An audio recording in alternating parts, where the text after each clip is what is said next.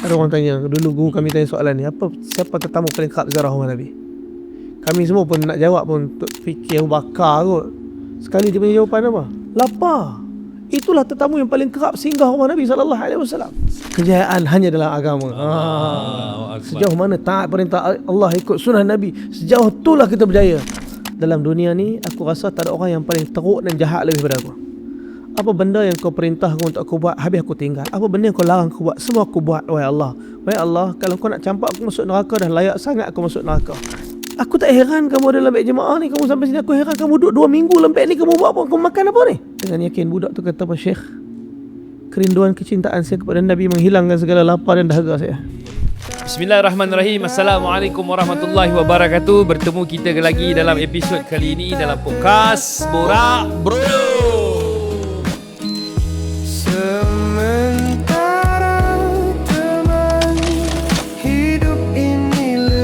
Subscribe channel kami Sementara Teman, like dan sharekan video ini. Okey, episod kita kali ini dilaukkan oleh asam pedas lauk kampung. Kita singgah seketika, cerita hidup yang sederhana.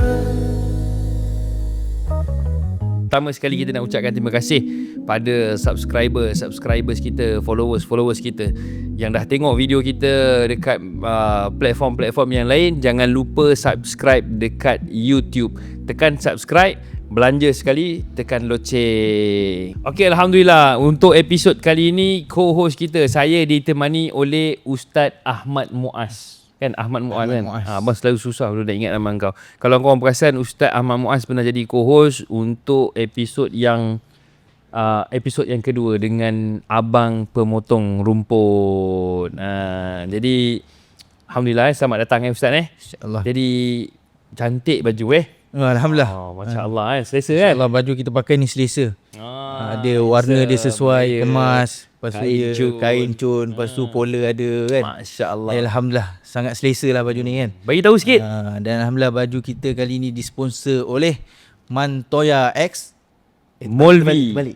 Sama je, Molvi X Mantoya.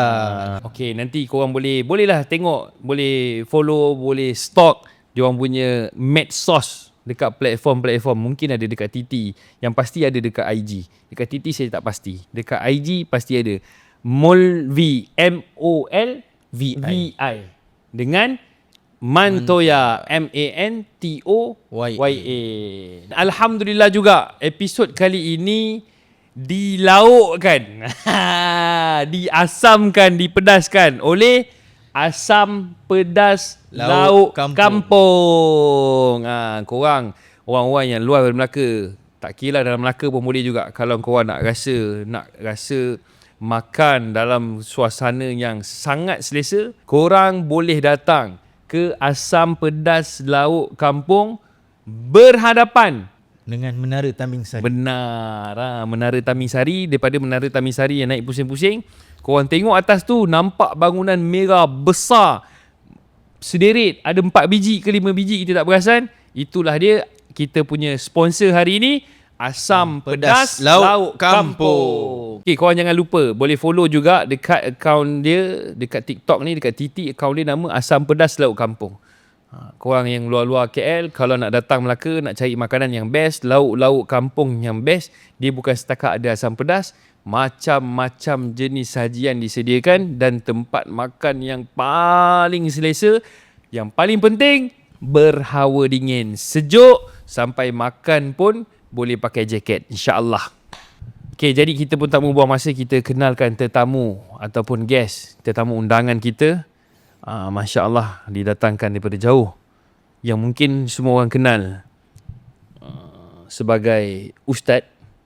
Tapi hari ini kita nak tahu lebih dalam lagi latar belakang dia. Sebab ada desas-desus kata tak belajar agama tapi orang panggil Ustaz. Jadi kita perkenalkan Ustaz Syed Putra Haizam. Ustaz boleh, senang Ustaz kenalkan nama Ustaz sikit, latar belakang Ustaz ke kan? Ya, Alhamdulillah, terima kasih Ustaz Fahrin, Ustaz Muaz. Wah, aku dengan Ustaz kali mak. Itulah sebab panggil saya Ustaz. Saya pun bukan Ustaz pun. Jadi dah panggil ustaz, kita panggil ustaz balik. Yang tu kita nak tanya kejap lagi tu kan. La haula wala quwwata illa billah. Alhamdulillah Allah Taala bagi nama saya Syed Putra Haizam bin Syed Hashim bin Syed Ndud bin Syed Mahmud bin Syed Omar bin Syed Hashim bin Syed Yasin bin Syed Ali bin Syed Zain bin Syed Muhammad bin Syed Zain. Nak terus lagi boleh sampai atas 43 insya-Allah. InsyaAllah. Al-Habib. Allah mudahkan untuk kenal sebab bila Nabi Ibrahim AS mula-mula sekali antara perkara utama yang diajarkan kepada Nabi Ismail ialah nasab.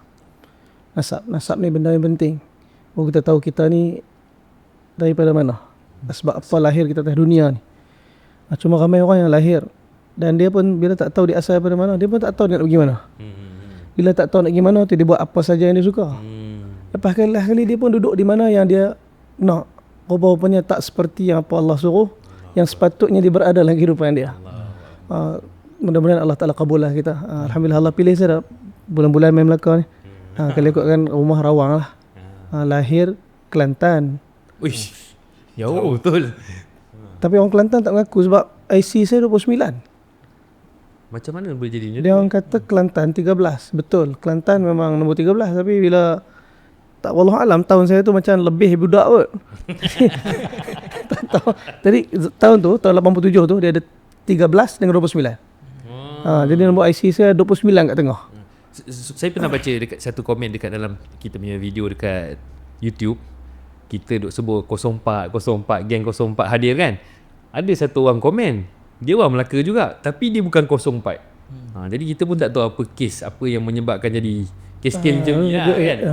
Rare species. Rare species. Sebab kalau saya rasa lah untuk orang-orang yang nombor dia tak sama dengan nombor negeri sepatutnya, mungkin mak bapak dia bukan asal daripada negeri tu. Wallah alam mungkin ada sebab kemungkinan lah kan. Mak ayah saya dua-dua Kedah. Duduk Kedah. Dua-dua Kedah. Ayah saya Kuala Kedah, mak saya Gurun, Gok Cepedak. Kampung Teroi. Tapi macam mana boleh duduk itulah. dekat Lahir Kelantan sebab mak ayah kerja Kelantan, almarhum ayah kerja Kelantan. Tapi asal kampung Kedah lah. Tapi saya membesar di Sarawak. tu membesar kat Sarawak tapi ustaz punya lorat utara tu kuat lagi ya. Dia bergantung. Kalau host Sarawak, kita tukar jadi Sarawak. Macam Ustaz Fahrin, walaupun dia Melaka, muka Sarawak. Melaka kita ada peranakan Baba Nyonya. Jadi kita muka ke arah-arah Cina. Saya Baba Nyonya. Dia ni pun tak ada Baba Nyonya. Tapi muka dia macam ke arah-arah Cina betul. Cina betul ke? Cina betul. Cina betul. Masya Allah. Jadi kita kalau boleh lah, ke Ustaz nak tanya latar belakang pelajaran. Ustaz macam sesuai lah tanya. Saya nak tanya macam segan lah. Dah boleh start tanya tu? Boleh tanya terus, saya tak ada masalah. Boleh. Jadi Ustaz Syed Putra, saya kenal dengan Ustaz Syed ni masa kita buat umrah lah. Saya ikut Ustaz Syed umrah kan. First time saya. Sebelum tu dah kenal. Sebelum tu dah kenal, tapi hanya kenal, kita kenal dia tak kenal kita. Jadi rapat tu masa kita buat umrah. Sama lah saya pun. Jadi sedikit lah Ustaz kita nak tanya tentang latar belakang Ustaz, maksudnya daripada segi Ustaz sekolah, lepas tu Ustaz sambung pelajaran Ustaz ke mana kan. Sebab bila sekarang ni kita banyak orang bila dia jadi isu tak ada belajar agama tapi digelari sebagai ustaz. Tapi yang kita nampak sekarang ni memang Ustaz Syed ni walaupun macam tu, tapi saya sebagai belajar agama, saya takjub, saya heran dengan Ustaz punya pengalaman, Ustaz punya keilmuan Ustaz tu. Saya pun sendiri rasa macam dia ni belajar agama ni. Belajar tinggi daripada saya ni. Jadi bolehlah Ustaz ceritakan sikit latar belakang pelajaran Ustaz. Itu yang Ustaz rasa. Saya banyak benda yang tak tahu. Yang tak tahu kita tak cakap benda tak tahu. Nak cakap apa benda tak tahu, kita cakap benda kita tahu. Ya, alhamdulillah kalau ikutkan memang latar belakang macam almarhum ayah saya pun memang dia orang sains lah. Kalau ikut nama Syed ni, saya tanya anak saya, kita orang apa? Kita bangsa apa? Memang kita semua kata Melayu, kita boleh cakap Melayu apa semua. Tapi hakikatnya usul silsilah memang confirm Arab. Dia nak sembang banyak memang Arab. Memang Arab. Tiba-tiba Said belakang bin Syihab, tiba-tiba orang Melayu. Pelik juga kita Melayu dengan IC dan kita duduk di Malaysia berbahasa Melayu. Alhamdulillah kita bersama dengan dakwah di kawasan Nusantara. Jadi hakikatnya mak ayah saya, walaupun mak saya kalau ikutkan mak saya ni atlet dulu Kedah. Ayah saya memang dia ni orang yang minat bahagian sains, tapi bahagian Quran ayah saya ni ialah satu orang yang Allah Ta'ala bagi kelebihan dekat situ. Dia qari. Dia qari. Dan kalau pengisian waktu lapang di rumah saya dulu masa almarhum ayah saya hidup, memang dia duk buka kaset dan dia belajar taranum juga dengan almarhum Ismail Hashim dulu kalau ingat. Qari Malaysia. Daripada Kedah. Dia antara guru agama yang cukup terkenal lah dulu bahagian Quran. Jadi memang daripada sudut untuk meningkatkan semangat anak-anak belajar Quran ni, ayah. Walaupun sekolah hantar sekolah biasa. Saya tak masuk asrama pun, masuk sekolah harian biasa. Melainkan mak saya telah letakkan kami dalam pusat pengajian Islam Al-Quran Qari-Qari'ah Kuching, Persatuan Qari-Qari'ah Kuching. Tapi dalam masa yang sama kat rumah mak kami bedal kami Quran dulu. Di Kelantan, masa umur saya ingat lagi umur saya 6 tahun. 5 tahun tu mak saya dah mula guna rotan untuk ajar kami Quran. Mula-mula hanger plastik tu. Lepas tu hanger plastik kan duk asyik berderai tukar hanger besi. Hanger besi sampai jadi lembut lah hanger tu. Dia tukar pada senjata yang teragung lah. Getah pipe oren tu. Saya rasa benda tu. Rasa Sempat benda tu. rasa alhamdulillah. Ini hari-hari belajar Quran dengan getah pipe tu. Umur 6 tahun dia tekan. Alhamdulillah 6 tahun Allah Ta'ala mudahkan mak saya garang betul lah. Tekan masuk. Dapat mula pengajian baca Quran dah mula 6 tahun dah. 6 tahun. Jadi belajar dekat mana tempat ustazah. Ustaz dekat Kelantan. Umur 6 tahun dah jalan kaki dah. Bawa adik umur 4 tahun. Dia belajar Quran dengan ustaz. Tapi sebelum belajar dengan ustaz tu, dah pandai dengan mak kat rumah. Maksudnya mak belasah dulu sampai pandai. Pergi ustaz kata, oh, bagus ni. Kita dah ajar lagi pandai dah ni. Wano gitu. Ustaz Keluar lah. Saya ustaz tu. Dialek dah ni.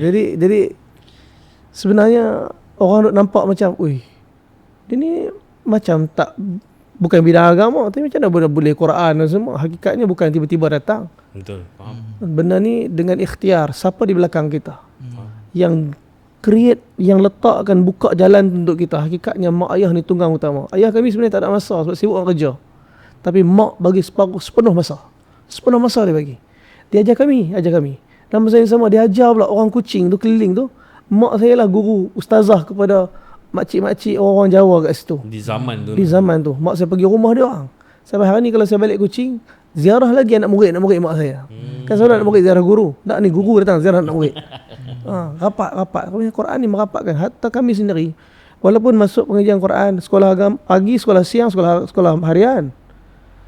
Balik sekolah harian terus pegang Quran pula, pergi dekat Persatuan Qari-Qari'ah belajar Quran, taranum, belajar berkenaan tadabbur, juga asas-asas fiqh dan sebagainya dalam pengajian agama dekat Persatuan Qari-Qari'ah tu. Dan sebenarnya benda tu terpaksa. Dipaksa. Bila dipaksa ni tak ada jiwa. Betul, faham. Memang tak ada jiwa. Bila tak ada jiwa ni, dia buat sebab kena buat. Tapi takdir Allah Subhanahu Wa Taala, bila habis SPM mak kata, ikutlah nak ambil kos apa pun. Masa tu baru kita buat keputusan apa kita nak jadi. Saya memang minat sains. Saya isi degree fizik, matrikulasi dulu, Labuan pergi ambil sains. Balik tu UPU memang ambil fizik. Kita minat benda tu. Jadi kawan-kawan pun heran, fizik, apa benda fizik? Tapi bukan skor sangat pun awalnya. Tapi minat, bila minat dia tujah pergi. Sebab tu saya habiskan juga degree dalam fizik, lepas tu ambil master dalam fizik. Betul macam mana boleh terlibat dengan agama ni? Masa degree cerita dia. Masa degree. Biasalah huha-huha degree kan. Kalau degree 20 berapa? 2006.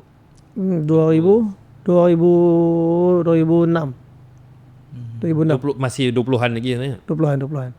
2006. Jadi masuk degree kan memang target dalam kepala otak, ambil degree, lepas tu cari kerja. Tapi rupanya Allah bagi lain bila masuk UPM. Duk tengah study degree kat UPM lah. UPM.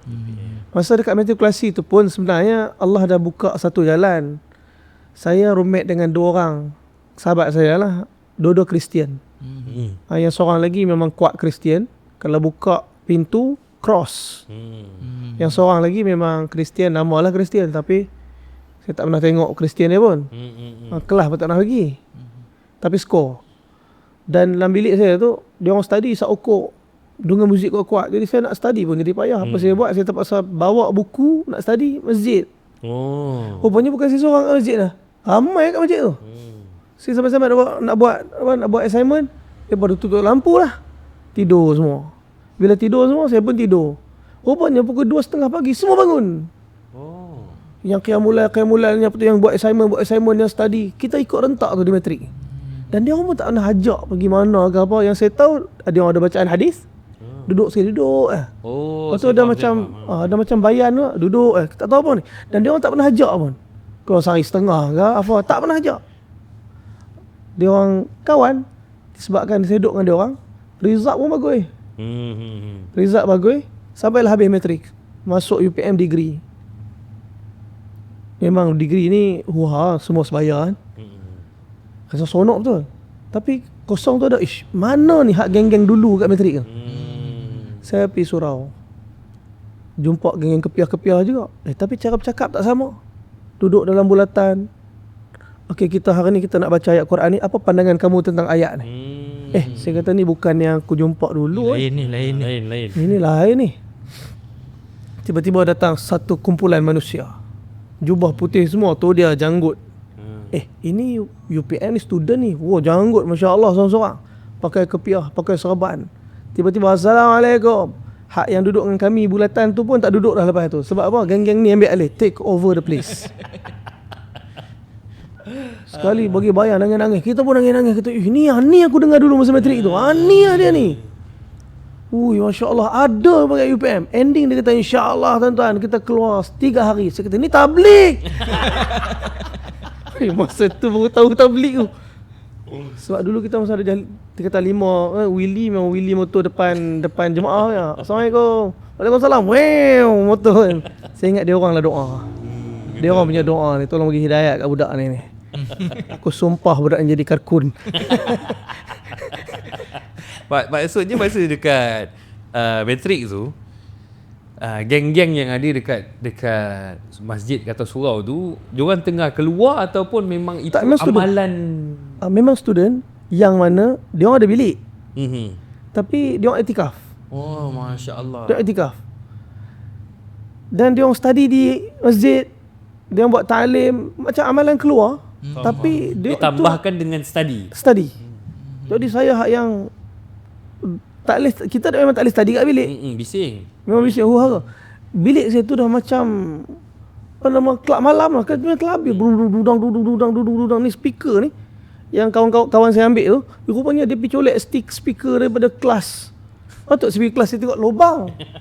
Rupanya itu speaker dah sampai dalam bilik saya. Kawan saya dia memang kreatif. Dia kelas jangan pergi. Sekali pergi mesti ada barang hilang. Dia punya Lalu kreatif sangat pun susah juga. Baik jangan pergi lah. Baik jangan pergi. Tapi budak codik. Codik dah. Budak ni lah, budak Kristian. Tapi codik dah. Baik lah, rapat lah dengan saya. Sampai punya rapat tu, kad matrik dia, saya pegang. Kan dia tak pergi kelas. Saya sekali pangkat, tet 2 kali. Itu buat kerja tak senonoh lah masa tu.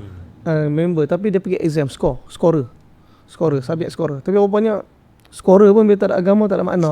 Benar. So, wallahualam lah keadaan kehidupan saya tengok ada duk update ni kadang-kadang sikit-sikit. Tapi agak ujian datang lah. Tapi belum dapat hidayat lah. Mudah-mudahan Allah bagi hidayat kat dia. Orang cerdik macam tu. Takkan tak nampak. InsyaAllah Allah bagi kat dia. Amin. Ustaz, masa matrik tu, matrik dekat mana Ustaz? Labuan. Labuan pun usaha. Saya tak tahu, saya tak sampai lagi Labuan lah. Tapi kalau ikut pengalaman saya, Labuan ni di wilayah Persekutuan. Kan? Tapi kalau orang dengar Labuan ni, orang akan fikir Sabah. Betul. Orang akan fikir Sabah kan.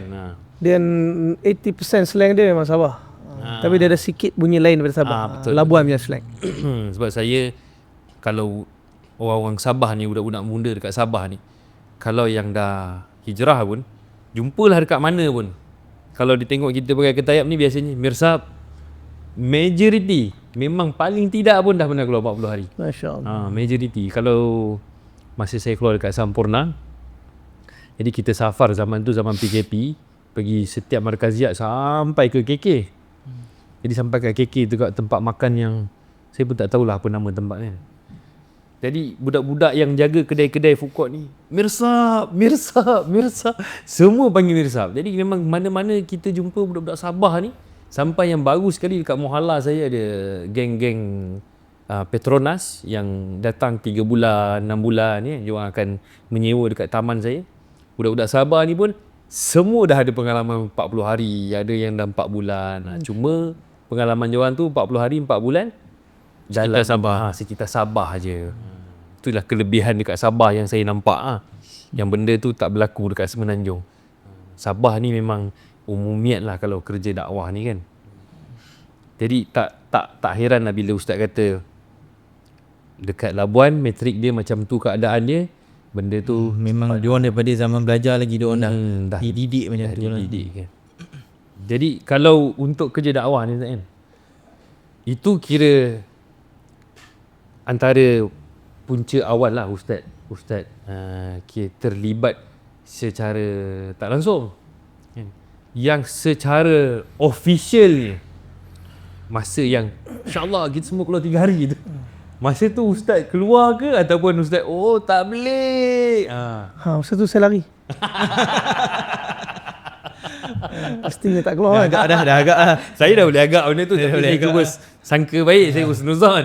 Saya pun cuba sangka baik kena pergi sendiri masa tu. Tapi alamak tak boleh lah. Dia macam tak boleh. Dia allergic dulu datang balik tau. Dia kata dulu kan, ush memang tak boleh. Adik saya orang pertama keluar 3 hari dalam keluarga kami. Masya Allah. Dia masuk sekolah dia kena tashkil. Lepas tu dia baca hadis berkenaan dengan debu-debu yang melekat daripada baca dalam Allah haram api dekat atas asap dia. Soalan pertama saya, kau mandi ke tak? Kau mesti tak mandi, kau ni sesat lah. Saya kata dia antara orang yang doa dengan saya juga. Allahu Akbar. Sebab memang masa tu kan dia apa? Dia ada dia punya apa? Orang jemaah ni dia ada dia punya masyarakat ni ada satu kesangsian pada jemaah ni. Ini apa ni? India punya kiblat India ni. Betul. Sebab kita tak makan apple, tapi kita judge apple tu. Macam mana? Macam tu lah. Dan takdir Allah Ta'ala, bukan saya seorang lari. Kawan-kawan habis semua, orang masjid pun lari habis. Dan yang datang hari tu, yang tashkil tu, yang bayan tu, Ustaz Ebit lah. Itu masuk UPM tu memang untuk buat dakwah tu. Memang dia pun zuhud dulu. Ni Allah beri kesenangan kat dia. Masya Allah. Atas segala kezuhudan yang pernah dilalui dalam hidup dia. Dia jenis tak berkira dengan orang. Masa tu dia pun belajar di UPM. Dia senior saya dulu. Oh, di senior. Senior di UPM. Dia ambil human resource. Dia ambil human resource. Saya tanya dia apa ambil human resource. Dia kata aku ni sebelum masuk UPM ni, aku tanya dulu almarhum Profesor Hanim, apa subjek paling senang kat UPM tu supaya aku boleh score tak payah belajar. Orang kita masuk UPM belajar buat human resource, tak payah belajar, mesti score ni. So apa? Target dia masuk UPM bukan untuk belajar, untuk buat dakwah. Ni dia punya kepala dia Ustaz Ebit ni. Sebab tu dia all out. Dia all out. Gila punya all out. Kami malam kononnya study malam lah kan. 2 pagi sambil study, wire belakang LAN tau. Dota. Tingkat bawah sambung tingkat atas. Dota. Suka buat dengan Dota. Ustaz main Dota. Member ketuk 2 pagi sambil ketuk bilik sambil Assalamualaikum sambil buka pintu. Ini orang tablik macam mana adab ni. Kita tak boleh adab kan. Assalamualaikum. Tengok orang rapat-rapat kan. Terkejut kita. Alamak, tengah main game. Dia datang kertas, pen, kertas, pen. Kita pun dah pahal kelam kabut ni. Kita mau bagi pen, bagi kertas. Dia buat jadual. Dia kata setiap pagi sebelum subuh kau dekat surau dah. Salat subuh Jumaat kat surau. Balik lepas tu kau terus siap-siap kau pergi kelas. Di tempat fakulti kau tu Zohor, salat Zohor berjemaah dekat surau, lepas tu baca taklim. Kebiasaan surau-surau ni dekat fakulti ada taklim. Tak ada beritahu. Aku beli taklim letak gitu. Dan lepas tu balik asar 2.5 jam. Lepas tu duduk maghrib isyak, macam mana nak selesaikan taklim panjang, lepas tu mesyuarat pelajar. Dia buat jadual ni. Lepas tu dia kata, kau ikut jadual aku buat ni, insya-Allah dunia akhirat aku jamin kau berjaya. Lepas tu dia ambil dia kertas yang dia buat tadi, dia lekat dekat sebenarnya board tu kan. Saya tengok dia ni. Ni apa hal ni? Ini siapa yang atur hidup aku lah. Rata-rata atur hidup kita. Masa tu memang ni lah. Tapi lama-lama dia buat belum terlalu rapat. Belum apa dia buat macam dah lama kenal. Kita tak apa hal. Tapi lama-lama sebab itu kerja dia kan. Datang lah kali. Ajak aku jumpa kawan kau. Lah kali tak semena-mena. Dengan kita dah. Aku dah jadi tabligh. Apalah ni, dah ikut-ikut dekat sana sini kan. Tapi takdir Allah, kita start keluar sehari setengah apa semua, baru dia datang mana. Dia kata, apa yang salah dengan benda ni ya? Yang dulu lari sangat ni, apa masalah dengan benda ni? Mana sesat dia? Dia ajak pada Allah, ajak orang sembahyang. Yang best ni apa? Masa dia orang gash, kami ada informer. Pelajar ni dekat blok Tukang jaga air. ada informer dekat bawah tu. Kan ada gas daripada bawah dia orang dah jerit dah. Tabligh. Dia punya jerit tabligh tu automatik, bilik kosong semua dalam tandas. So Abang Karkun dia bilik ketuk 3 kali kan, bagi salam Assalamualaikum. 3 kali beredar dengan sangkaan baik. Mana ada buat gas dalam tandas? Betul. Kita orang berimpun dalam tandas ramai. Sampai dia orang pergi. Sebab saya dah kantor banyak kali. Dia sekali dia ketuk bilik, Assalamualaikum. Assalamualaikum. Assalamualaikum. Lah kali tu tak ikut tertib. Putera aku tahu lah aku kat dalam. Aduh, ini mesti bilik sebelah. Bilik sebelah Wal. Ya, buka. Alhamdulillah, Masya Allah. Kejayaan hanya dalam agama. Sejauh mana taat perintah Allah, ikut sunnah Nabi, sejauh itulah kita berjaya. Ajak pergi masjid. Kita kata insyaAllah. Tak apa, pergi dulu. Nanti aku sampai. Itu ayat biasa. Dan tak sampai pun. Tapi istiqamah rupanya. Dan ayat dia apa? Aku tak tahu nak cakap lah. Yang aku nampak, engkau ni mutiara lah kat tempat ni. Mutiara ni dia longkang, dia mutiara. Dia punya value takkan hilang, melainkan salah nilai oleh orang yang pegang. Dia punya ayat dia tu, engkau ni mutiara. Sebenarnya itu da'i ni dia kena angkat umat ni. Dia kena puji umat ni, letakkan umat ni pada kedudukan dia. Kalau duk cerita aib buruk, orang pun makin jauh. Dan asbab tu dah dia jadi makin rapat. Lah kali dah keluar 3 hari dah. Dah terkeluar 3 hari juga. Rupanya Allah Ta'ala, kita ni lari, Allah tangkap kita juga. Mana kita nak lari dari Allah? Bila Allah tangkap kita, nak lari mana lagi? Akhirnya kita berada di sebuah jalan yang hakikatnya itulah jalan yang Allah sayang. Cuma nak istiqamah dengan hati dalam jalan ni yang payah. Benar. Mungkin jasad kita kadang keluar 3 hari, jasad kita keluar 40 hari. Hati kita dah kat mana dah? Risau tu sama lagi tak macam kita keluar dulu. 3 hari dulu kan kesan macam 4 bulan. Masya-Allah, betul. Balik tu solat dia manis, zikir dia manis, ibadat dia manis. Sekarang hari ni tiba-tiba 40 hari, 4 bulan pun tak rasa macam 3 hari dulu. Betul. Kata elders banyak ulama kita kata ni rupanya ni punca dia. Allah Akbar. Dulu kita keluar 3 hari ni tengok ni keluar 4 bulan tengok benda ni. La ilaha illallah, benda tak salah. Pisau bagi kat budak. Pisau bagi kat budak. Memang dia pergi cocok sana sini lah. Kau bagi kat chef tengok, dia makan chicken chop lah. Yang salahkan handphone. Handphone juga salah. Handphone juga yang salah. Orang kata benda paling senang salahkan orang. Paling mudah. Jadi first experience Ustaz keluar 3 hari tu dekat UPM lah. Dengan kawan-kawan yang buat gas. Betul. Dengan kawan yang kertas pen. Semua tu lah. Ustaz masih ada kontak lagi ke atau dah lose kontak? Ada kontak lagi. Jom, macam mana keadaan Jom? Ini kurang lebih saya rasa estimation saya 10 tahun, 15 tahun lepas. Lebih kan? Macam mana keadaan Jom, masih istiqamah ke? Alhamdulillah. Yang saya jumpa hampir semua masih istiqamah. Hampir semua masih istiqamah. Orang-orang dulu macam Ustaz cakap lah, dulu memang Kesan ni tak sama kesan. Orang yang kalau kita tengok orang yang awalin, tak kira lah dia muda ke dia tua, kalau yang zaman dulu-dulu karakter dia tak sama dengan orang-orang dakwah yang zaman-zaman sekarang ni. Macam Ustaz cakap tadi kan, 3 hari dulu Masya Allah kesan dia macam keluar 4 bulan. Kalau saya punya cakap pula, macam kesan dia keluar macam keluar setahun. Keluar 3 hari yang dulu tu. Kalau dulu 40 hari handphone Amir Sat pegang pun tak tahu kenapa kita boleh taat kita boleh taat. Kita tak rasa benda tu Satu beban kan. Benda tu pelik. Sekarang kalau Amir Sat minta handphone, saya ingat ramai balik kan. Memang ramai balik, beza kan. Jadi kalau dalam kerja dakwah ni yang mungkin ada satu orang. Kalau dulu-dulu kan, orang yang first tashkil kita keluar, dia pada saya dia akan mempengaruhi karakter kita dalam kita menjalankan usaha tu. Maksudnya orang yang paling rapat dengan kita zaman awal-awal kita keluar, orang yang tashkil kita keluar, kalau karakter orang tu jenis yang garang, karakter tu akan Jadi pada diri. dia akan datang pada diri kita. Jadi kalau dalam ustaz punya pengalaman macam mana? Dengan orang yang pertama tashkil ustaz kan.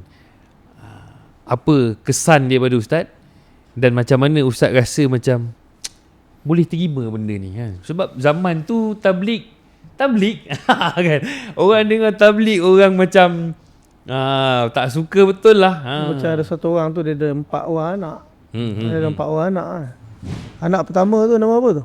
Anak pertama adalah Amanah nama dia. Masya Allah, bagus nama anak Amanah. Moga dia macam perangai dia. Anak nombor 2 nama apa? Nama Siddiq. Masya Allah, moga dia jadi macam perangai dia. Bagus nama Siddiq. Anak nombor 3 nama apa? Fatanah. Oi, Masya Allah, mudah-mudahan jadi macam cerdik macam nama dia ni. Anak nombor 4 nama apa? Tabligh. Astaghfirullah. Apa nama anak tabligh ni? Dia jadi macam apa? Satu persepsi. Padahal tu semua sifat Trauma. Dia macam trauma. itu sifat Nabi kan tu. Itu sifat Nabi. Tapi sebenarnya memang ada kesan. Sampai tashkil kita. Macam Ustaz Ebit ni dia masih sempoi Mana daripada tak ada. Aku nak buat alim pas ni. Tak ada. Dia sendiri pun tak ada buat alim pun. Betul. Tapi kesibukan dakwah dia nampak. Jadi saya sendiri balik keluar 3 hari tu dia jadi macam nak tukar kos. Memang ada sifat. Dia jadi macam apa hal aku buang masa ambil fizik dia tu. Rasa macam nak berhenti. Dan agama bukan macam tu. Agama bukannya suruh kita tinggalkan dunia, lepas tu duduk bersuluk seorang-seorang dan kita rasa kita lah yang paling dekat dengan Allah. Betul, yang paling baik. Yang paling baik. Dia bahaya tau. Sebab tu saya dapat satu gambar dekat WhatsApp. Ada orang bukan upload status, saya dapat lah. Gambar mula-mula tu gambar muka Toya yang macam ni muka. Janggut semua tak ada. Dekat bawah tu tulis wajah baru nak hijrah. Rasa akulah yang paling banyak dosa. Lepas tu tiba-tiba gambar kat sebelah kerupiah janggut panjang. Muka macam tu. Dah hijrah. Akulah yang paling rasa orang lain semua berdosa. Ini cukup bahaya. Ini bahaya betul. Stiker apa tu Ustaz? Dia bukan stiker tu. Saya dapat stiker.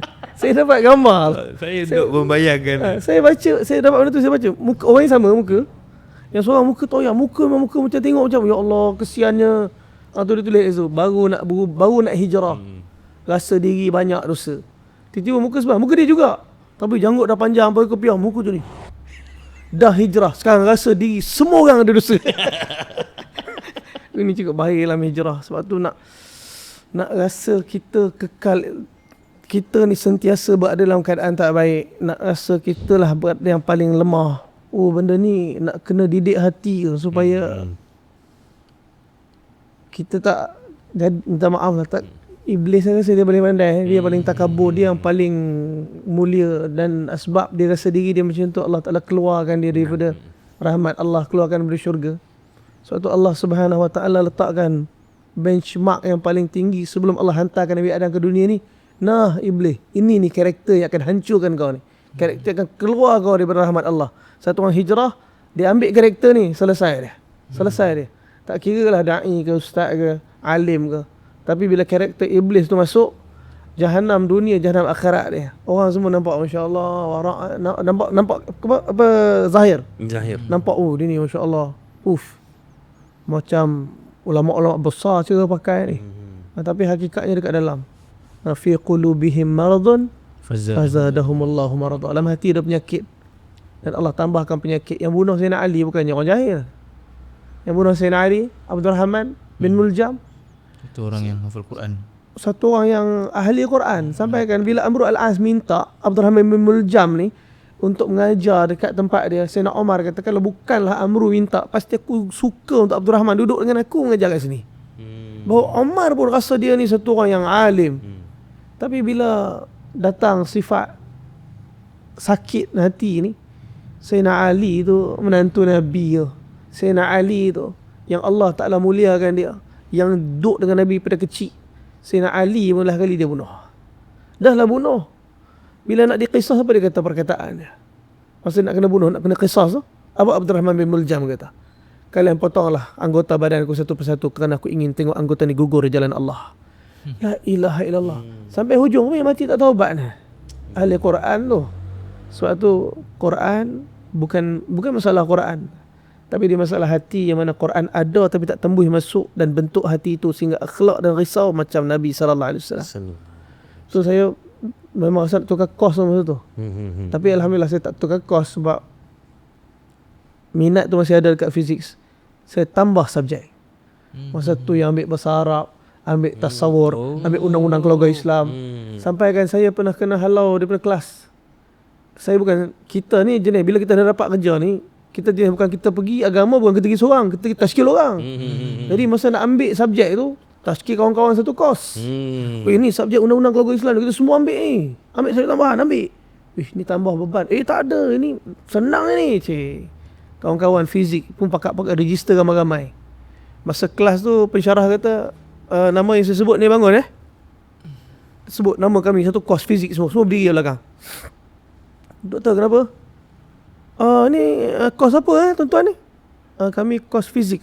Kenapa ambil subjek ni? Kami nak belajar. Minta maaf, awak semua masuk kos ni, pelajar kos ni tak boleh masuk subjek ni.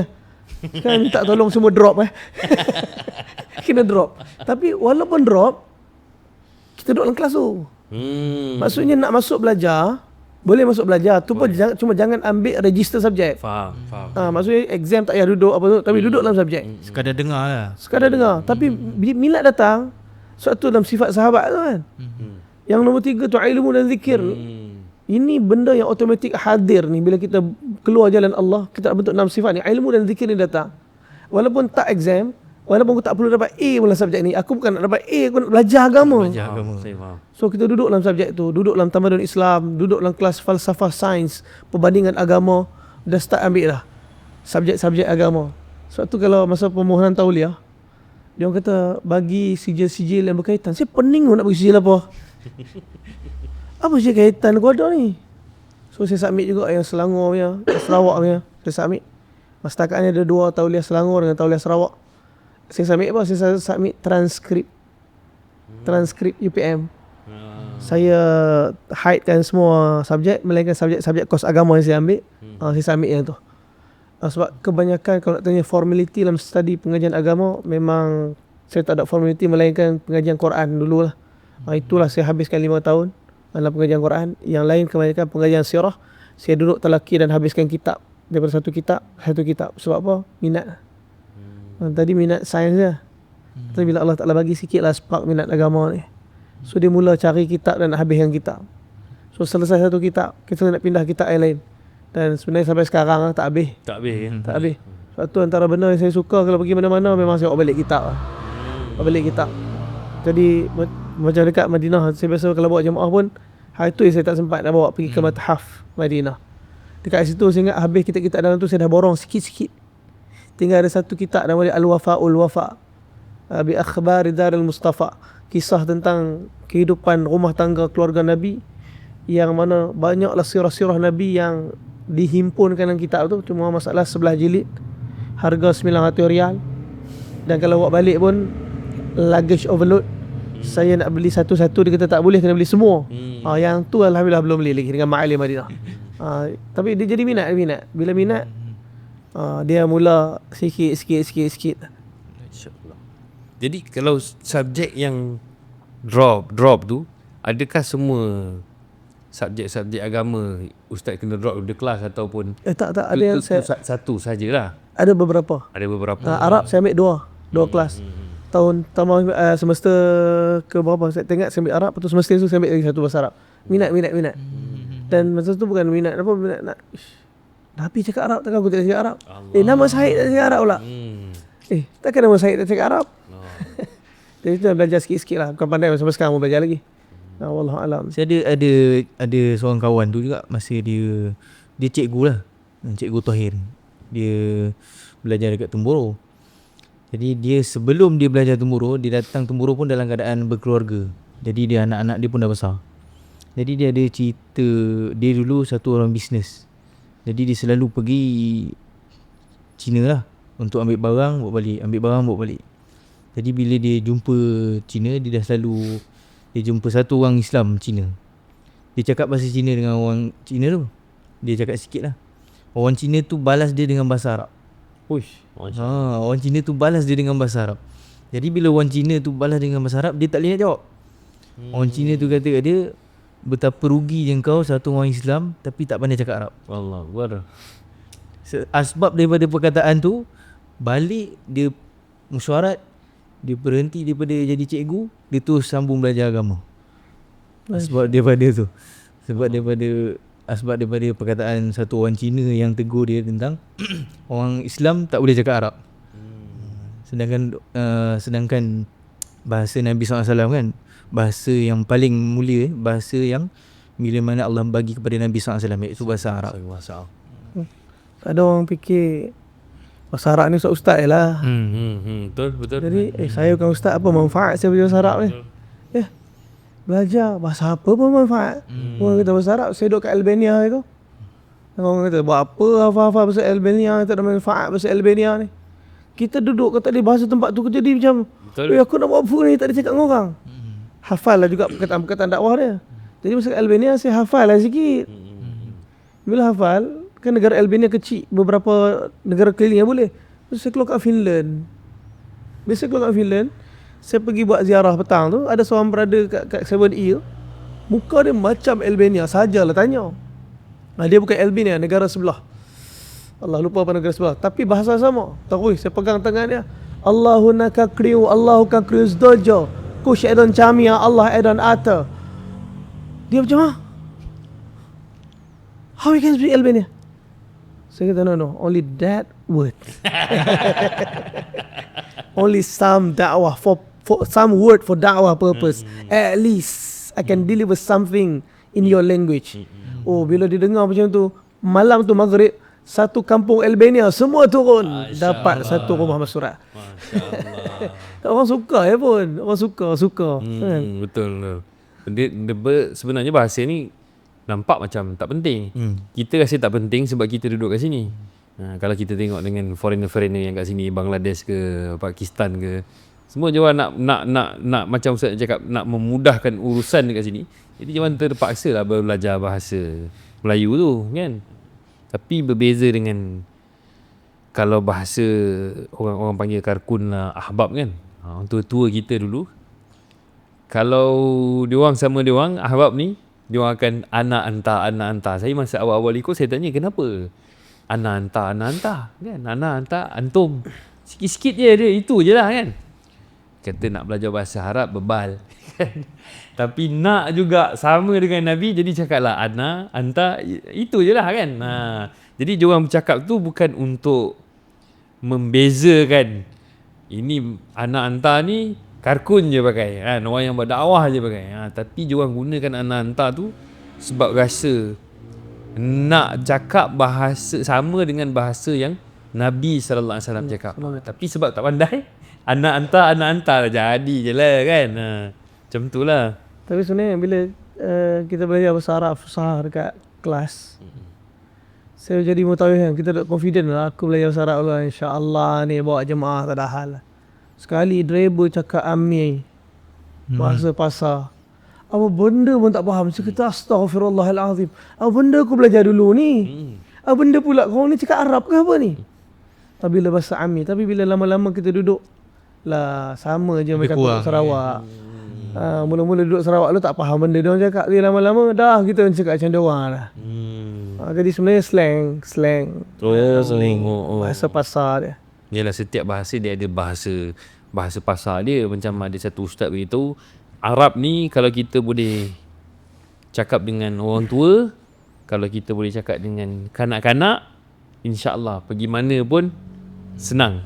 Sebab orang tua dia punya sebutan tak jelas. Kanak-kanak sebutan dia jelas. Pelat. Jadi kalau dengan orang tua kita boleh berborak bahasa Arab, kalau dengan kanak-kanak kita boleh borak bahasa Arab, barulah layak kita kata saya fasih berbahasa Arab. Kalau dua orang tak lepas, maknanya belum fasih lagi lah. Gitu. kalau dalam kerja dakwah ni kan, kalau pengalaman, kalau ustaz cerita sambil lalu tadi tu je, dah berapa negara dah saya dengar. Kan? Finland lah, Albania lah, IPB lagi lebih pasti lah kan. Ustaz IPB tahun bila Ustaz? Baru. Baru? Oh, Baru? 2016. Tak adalah baru juga, lama kan. Saya 2017. Ale belum kenal lagi apa-apa masa tu. Budak-budak production ni pun tengah makan tangan kiri time tu. Astagfirullahaladzim. Oh, itu kok benar. Punya lu tak tahu apa-apa pasal tabligh kan. Saya kawasan ni antara tempat yang terawal lah saya. Selalu kalau 3 hari je sini. Kalau 3 hari sini. Sini banyak kenangan sampai Allah pilih. Dekat studio pun dan nak buat podcast pun dekat sini. Awal-awal dulu kita keluar 3 hari dekat kampung-kampung sini.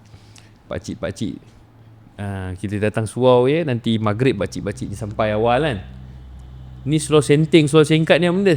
Tabligh. Dia orang punya allergic dengan tabligh tu sampai kita pakai slow singkat, kita pakai jubah singkat pun dia orang rasa macam tak tahulah apa yang menyakitkan mata.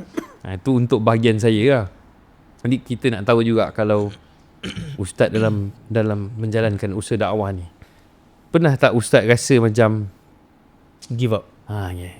Kan macam contohlah macam kita usahakan seseorang tu, datang jumpa tapi akhirnya tak ada apa juga. Sama juga. Ustaz pernah tak rasa satu keadaan yang rasa macam putus asa dalam usaha dakwah, dalam menjalankan usaha dakwah ni? 3 hari pertama saya UPM dulu. 40 hari pertama saya Melaka. Oh, masya-Allah. Allah hantar 40 hari pertama Melaka. Akbar. Bumi bertuah. Dan antara orang yang sangat memberi kesan kat saya di Melaka ni almarhum lah, Cikgu Mat Pahlawi. Allahu akbar. Janggut lurus. Ui, janggut lurus. Pertama kali saya tengok ada orang janggut dia lurus dalam dunia. Saya ingat dia buat, rupanya memang lurus betul. Lepas tu kalau dia bawa motor janggut di belah tengah. Betul. Lepas tu panjang, kena muka kita kat belakang. Sebab dia suka kalau naik motor dia suka bercakap kan. Bila dia bercakap, kita nak kena rapatkan dekat dia. Bila kita rapat janggut dia kacau muka kita. Buru. Aduh cikgu ni. Walah. Saya ingat saya seorang kena. Sampai ustaz tak ada kena. Allahu akbar, betul. Dia memang asal boleh arwah Cikgu Mat ni kan. Allah, agak rindu aku. Allah. Dia ajak saya pergi makan rumah dia tengah malam. Dia kejut bangun tidur. Bangun. Saya tengok apa? Cikgu kenapa? Jom ikut. Saya kata gimana? Ikut je, jom. Yang tu naik motor tengah malam tu. Naik motor pergi rumah dia. Dia panggil anak dia. Letak tikar kat depan. Datang satu talam. Makan nasi sambal. Saya kata tengah-tengah malam kejut aku makan nasi sambal ni. Pedas lah, haula wala quwwata illa billah, punya pedas. Lepas tu datang bergaya, dah habis makan, mulut duk kembang lagi ni. Jom naik motor pusing. Dia bawa saya tak nak pergi mana. Dekat area rumah dia juga. Dia kata, nampak tak ni semua yang ada dekat dalam kedai tu. Saya kata kenapa cikgu? Ini semua orang Islam. Kat dalam tu minum arak ni. Allah. Cikgu Mat Pahlawi punya fikir. Dia punya tengah malam bangun kejut kita. Student lagi ni bawa pergi pusing Melaka. Nak tunjuk ni umat Nabi. Ni dai tengah tidur, ni umat dia tengah mati, sibuk dengan maksiat ni. Ni Cikgu Pahlawi punya fikir. Tapi kesan dekat kita sampai hari ni dia cakap dia sikit je. Betul. Cikgu Pahlawi ni. Tapi dia punya kesan cakap dia tu, ya Allah. Saya nampak dia punya istiqamah dan ikhlas dalam kerja ni. Nampak zahir dia punya ikhlas nampak dalam kerja ni. Tak pernah cakap buruk orang. Mana pernah cerita buruk orang duk dengan dia. Kita rasa dekat orang yang tak pernah kenal. Saya itu ada sekali itu turun air tebu. Assalamualaikum, masya-Allah. Dia kata lamalah tak jumpa dengan anak ni. Ni air tebu ni berapa ni satu ni ha? Ayah anda nak beli. Memang bahasa dia tu. Cikgu Mat Memang Pahlawi. bahasa dia lah tu kan. Cara dia bercakap tu, orang tu dah kena bagi free pula sikit. Saya kata, cikgu, biasa ke ni? Tak biasa juga tu yang cikgu tanya tu. Sebab tak pernah nampak. Cara dia orang lama, dia punya cara dia. Allah. Kita pun jadi rapat padahal keluar 40 hari pertama kali Melaka. Ada satu masjid, saya tengok masjid mana. Kami kena campak beg. Keluar. ingatkan Amir Sab nak suruh pindah route. Tak, Amir Sab kata tak, kita tidur luar. Tidur luar. Malam tu tidur, tengok langit malam tu. Punya tahun dah berlalu. Saya dah start mula kuliah-kuliah sana sini. Saya dipanggil balik ceramah ke masjid tu. Saya kata ini masjid, campak beg aku dulu. Ada poster besar. Ceramah Isra' Mi'raj. Tajuk memang dahsyat. The Quantum Theory of Light in Isra' wal Mi'raj. Saya kata meninggal. Tajuk apa pula ni? Tapi nak begitu nak cerita sikit lah berkenaan fizik Isra' Mi'raj sebab dia tengok background study saya. Sebenarnya dalam dakwah ni memang, kalau tanya saya berkenaan dengan apa benda yang mengecewakan, pada saya ajak orang tak ikut tu biasa. Sebab dakwah ni kerja kita, hidayah ni kerja Allah. Benar. Bila kita buat kerja Allah, kita stres. Tapi perkara yang kalau tanya saya betul-betul yang bagi kesan seni kat saya, yang saya rasa macam give up, bukan sebab ajak orang tak ikut. Tapi bila kita buat dakwah, kita rasa kita yang tak ikut. Kita buat dakwah, kita cakap, tapi rupanya kita tak buat benda tu. Kita sibuk bang tahajud kan. Kita tahajud tak ke mana-mana, ujung-ujung kadang bangun pun tidak. Lepas tu kata sembang insya-Allah. Lepas tu Quran, sembang Quran. Kita khatam berapa banyak sebulan. Ini kadang-kadang yang orang ikut tak ikut ni benda nombor 2 ni masalahnya. Kita ikut ke tak ni kita cakap. Ni apa maksud jadi dai ni sebenarnya? Apa maksud ajak? Kita kadang-kadang iyalah isteri kita pun bukan kita bagi hidayat. Isteri kita ni walaupun kita kadang-kadang ada ehwal clash asin cakap. Fudail bin Iyad dah cakap dah. Fudail bin Iyad kata, aku kalau balik rumah isteri tak dengar cakap, anak lawan ambil wuduk solat taubat. Allah. Bukan salahkan dia orang, bukan suruh isteri taubat, anak taubat, awak tu taubat. Kata Fudail bin Iyad, bila aku taubat, akhirnya yang tu yang jadi asbab Allah ubah isteri dan anak aku. Allah Akbar. Aku punya hak ni yang tak ada kat kita. Kita kadang-kadang kita buat dakwah, kita rasa kita pergi sana sini, orang panggil sana sini, keluar sana sini, jauh negara tu negara ni. Rupanya ajak orang taubat, yang kurang taubat ni kita ni. Allah, benar. Ni yang kadang-kadang yang mengecewakan bukan orang tak ikut tu. Yang mengecewakan ni kita kena mana aku ni sebenarnya?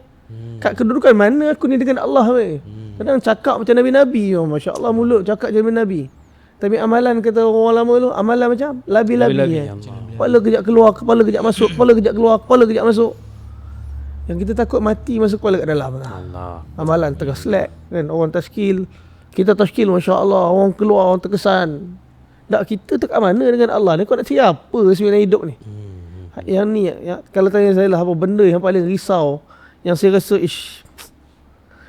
kalau sebenarnya saya tanya sini, saya pun orang tak ajak kuliah sana sini, saya pun aduh nak terima tak terima. Allah dah buka satu ruang. Nak terima engkau pun tak apa nak buat sangat apa kau cakap. Allah Akbar. Tapi tak tahulah, sekarang dia datang perasaan yang dia macam nak menghilangkan diri tu. Faham. Tapi hidup ni bukan lama. Kalau kita buat keputusan yang salah, kita orang paling rugi dalam dunia ni. Benar. Hakikatnya buatlah. Buat. Sebab kadang kita rasa kita, yelah, kita cakap kan, dalam kita yang tahu rahsia kita, isteri kita sendiri. Yang tahu bagaimana kehidupan kita, macam mana kita dalam rumah, itu adalah ahli keluarga kita. Kadang kita cakap dekat orang kan, seolah-olah macam dah betul, tapi dekat rumah sini kita pun yang tahu hanya isteri kita saja, keluarga kita yang tahu bagaimana keadaan kita. Subuh pun nak kena kejut. Subuh pun nak kena kejut. Akbar. Betul lah tu. Balik 4 bulan kan. Allah, sembahyang kat rumah. Astagfirullahaladzim.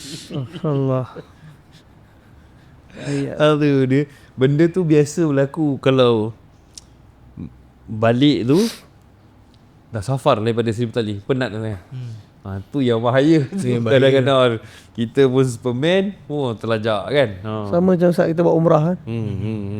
Padu dah umrah, ziarah, all out punya ziarah ni. Doa nangis-nangis kat semua tempat ziarah. Allah Allah. Tak payah sampai rumah, atas flight dah tinggal subuh. Allah. Atas flight on the way balik ni lah. Haji, tengok jemaah kita mana tak sembahyang subuh ni. Ya. Lepas tu sampai ke, Haji, Ustaz saya tak sembahyang subuh tu. La ilaha illallah. Baru je balik umrah, baru ziarah Nabi. Kadang-kadang kat situ dah iman ni, ehwal iman ni. Benar. Ya Allah. Tu yang tak faham benda tu, yang kadang-kadang macam Ustaz cakap lah kan, kita bercakap tu sedap kan, bila kena dekat batang hidung sendiri itulah kadang-kadang masalah untuk orang yang dipanggil untuk kehadapan ni kan. Kadang-kadang je Ustaz cakap, kita ni nak bercakap, kadang-kadang benda yang kita cakap pun kita sendiri pun susah nak buat. Kadang-kadang kita sendiri pun tak boleh buat. Allahu Akbar. Wa yazbillah, semoga Allah SWT bagi taufik. Ustaz, nak tanya sikit lah, macam mana Ustaz boleh terlibat dalam bidang mutawif ni? Dan daripada awal macam mana Ustaz boleh jadi mutawif, dan sampai sekarang Ustaz masih sebagai mutawif, dan sekarang Ustaz ada travel sendiri, dan MQW Travel and Towers. Tours. Towers tu yang tinggi. Tours. Salah. MQW Travel and Tours. InsyaAllah. Boleh ceritakan sikit Ustaz? Dia sebenarnya bila benda sama, keputusan dia ialah bila permulaan 3 hari tu, bila Allah Ta'ala jadikan sikit lah, bukan faham sangat pun, sikit lah faham tentang apa yang Nabi SAW nak, Allah nak daripada kehidupan kita.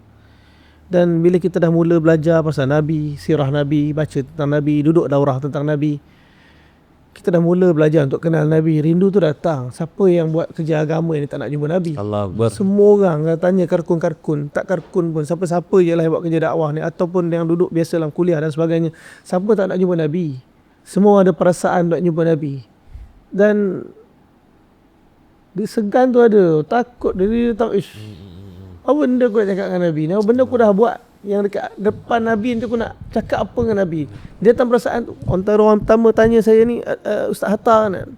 Ustaz Hatta, Sungai Buaya. Sengam, serkam. Bukan, ni Hatta Sungai Buaya. Ada Ustaz Hatta, dia ni memang dia guru madrasah dulu. Lepas tu dia pun dah buat mutawif, dah tak mengajar madrasah dah. Dia jumpa saya dekat masjid, dia jiran saya sekarang ni. Dia tanya, Ustaz, tak ada niat nak pergi umrah? Saya kata, mahu, tak ada niat kata. Ada niat, tapi Allah Ta'ala belum pilih lagi sebab keperluan semua fikir kan. Tu jemputan Ustaz. Tu jemputan. Kalau betul kita sayang, betul kita rindu, InsyaAllah Ustaz, Allah pilih. Saya duk fikir, maksudnya rindu aku ni macam mana ni? Tak kena pilih misalnya. Allah Akbar. Tak lama tu datang satu orang offer, tapi dalam niat dalam masa yang sama saya duk fikir, aku nak pergi umrah, tapi dalam masa yang sama aku nak bawa mak ayah aku pergi umrah. Aku nak mak ayah aku pijak Mekah Madinah dengan aku. Allah Akbar. Tak rasa macam akan aku pijak dulu. Mak ayah aku ada lagi ni, aku nak bawa pijak sama-sama dengan dia orang. Di masa tu mak ayah belum pergi umrah lagi Ustaz? Belum. Masa tu kan, bila bukan kurang agama, tak tahu, wallahu alam, mungkin ayah saya duk fikir sibuk dengan, mungkin ayah saya ada niat, dia lepas pencen dia nak pergi, lepas pencen nak buat haji, lepas pencen ayah saya, masa tu muda lagi, baru umur awal 50-an. Akhirnya takdir Allah Subhanahu Wa Taala, datang satu orang tanya, Ustaz nak pergi umrah. Saya kata insya-Allah kami nak ambil Ustaz Ibn Tawif. Boleh, saya kata alhamdulillah, ni peluang ni. Saya ada syarat, boleh. Apa dia Ustaz? Saya nak 2 orang bawa mak saya, tiket untuk mak ayah saya free, boleh? Ush, mana boleh Ustaz? 2 orang, Ustaz 3 orang tak cover. Kalau macam tu tak apalah. Datang Ustaz Khan lepas tu. Ustaz Khan bagi ayat memang best. Ustaz, kami nak ajak Ustaz ni pergi umrah, tapi jangan risau, saya ada, saya akan guide sekali. Saya kata cantik Ustaz, tapi cuma saya ada syarat Ustaz. Apa syarat? Saya nak mak ayah saya ikut sekali, boleh? Tiket untuk dia orang free. Tak ada masalah, boleh tu. Ya betul Ustaz Khan, dah lah dia pun ada. Tak confirm mutawif kena tanggung. Saya lagi, mak ayah lagi. Tak ada hal Ustaz, boleh. Saya tulis satu syarat Ustaz. Apa dia? Semua kuliah Ustaz, saya akan bawa staff saya 2 orang ikut. Sikit saya minta, ujung daripada kuliah tu Ustaz cerita sikit lah pasal package umrah ni. Lepas tu selesai. Takdir Allah berapa bulan ni lepas tu dapat satu bas. Dapat tu, alhamdulillah. Saya beritahu kat bapak saya, ya siap ambil cuti pergi umrah. Betul ke ni? Betul ambil cuti ya? Ayah ingat, Walid ingat lepas pencen. Tapi masa tu arwah ya almarhum ayah saya, dia dah sakit-sakit kaki semua tau. Tak pergi hospital, tak check apa sakit dia. Saya kata tak, kita pergi. Nantilah, yang ni peluang ni. Kira belum belanja ni. InsyaAllah belanja ayah. Alhamdulillah pergi. Bukan takdir Allah Ta'ala, masa pergi tu ayah saya makin sakit. Balik tu baru check, kanser usus stage 4. Dan rupanya itulah panggilan yang Allah Ta'ala panggil dia. Dan kemudian Nabi jemput dia, lepas tu Allah Ta'ala ambil dia. Dan sempatlah hujung hayat untuk bawa jumpa Nabi SAW, ziarah Nabi. Dan start daripada situ boleh. Start pada situ. Masa Ustaz Khan lah yang menjadi pengaturnya. Alhamdulillah tak lepas. Kali tu dengan dia, kali kedua dah start sendiri. Ketiga, keempat dan seterusnya. Sampailah alhamdulillah takdir Allah Ta'ala dapat buka travel sendiri sekarang ni. Dan perkara yang saya risau macam dengan apa yang Imam Abu Hanifah risau. Apa dia? Bila Imam Abu Hanifah duduk kat Mekah 3 hari, lepas tu dia akan ajak pelajar-pelajar dia balik. Pelajar-pelajar dia kata, wahai Imam Abu Hanifah, tak rindu Nabi ke nak balik awal ni? Kata Imam Abu Hanifah, bukan. Aku duduk kat sini 3 hari dah. Aku risau kurang adab aku dengan Nabi SAW. Dan 3 hari aku duduk kat sini, kata Imam Abu Hanifah, aku tak buang air. Aku tak buang air. Aku risau nak buang air. Aku risau tempat aku buang air tu ada tempat yang pernah dipijak oleh tapak kaki Nabi SAW. Ni benda yang Imam Abu Hanifah risau. Bila rindu tu duduk kerap sangat, dia jadi hilang. Dan sebenarnya ada juga kat saya risau. Tapi kita naik turun bawa jemaah kan. Ada masa kosong kita depan Nabi. Saya sendiri depan Nabi kosong. Ada masa tu saya kosong depan Nabi. Betul kosong. Ziarah makan Nabi ni, bagi salam kat Nabi tak ada apa. Tak ada apa ni. Mulut assalatu wassalamu alaika ya Rasulullah, assalatu wassalamu alaika ya Nabi Allah, assalatu wassalamu alaika ya Habibullah. Tapi kosong. Ya Allah, mana rindu tu? Mana sayang tu? Hari-hari cerita Nabi ni. Apa tak apa ni? Tapi Allah hantar seorang. Saya tengah duduk berdiri depan makam Nabi, tiba-tiba dengar suara kat belakang. Orang Arab. Apa dia cakap tu? Dia tak cakap apa lagi. Dia punya gegar otak tu, gegar dia punya jantung tu, menangis dia tu sampai kat saya ni. Saya kata, ya Allah, siapa kat belakang aku ni? Dia punya menangis tu sampai kat saya. Lepas tu dia bercakap, dia kata, ya Rasulullah, aku cuma nak beritahu ya Rasulullah, aku dah penat sangat hidupkan dunia. Ya Allah, kata dia mengadu kat Nabi, ya Allah, aku dah penat sangat hidupkan dunia ni. Aku cuma nak beritahu kat engkau ya Rasulullah, aku terlampau penat. Tapi aku malu juga nak cakap macam ni, sebab aku tahu engkau lah amir kepada segala kepenatan. Daripada semua yang penat, engkau lah yang paling penat. Tapi cuma aku harap ya Rasulullah, aku nak cerita kat engkau macam ni ya Rasulullah, sebab aku harap di akhirat nanti asbab penat ni ya Rasulullah sikit yang aku belajar nak sabar.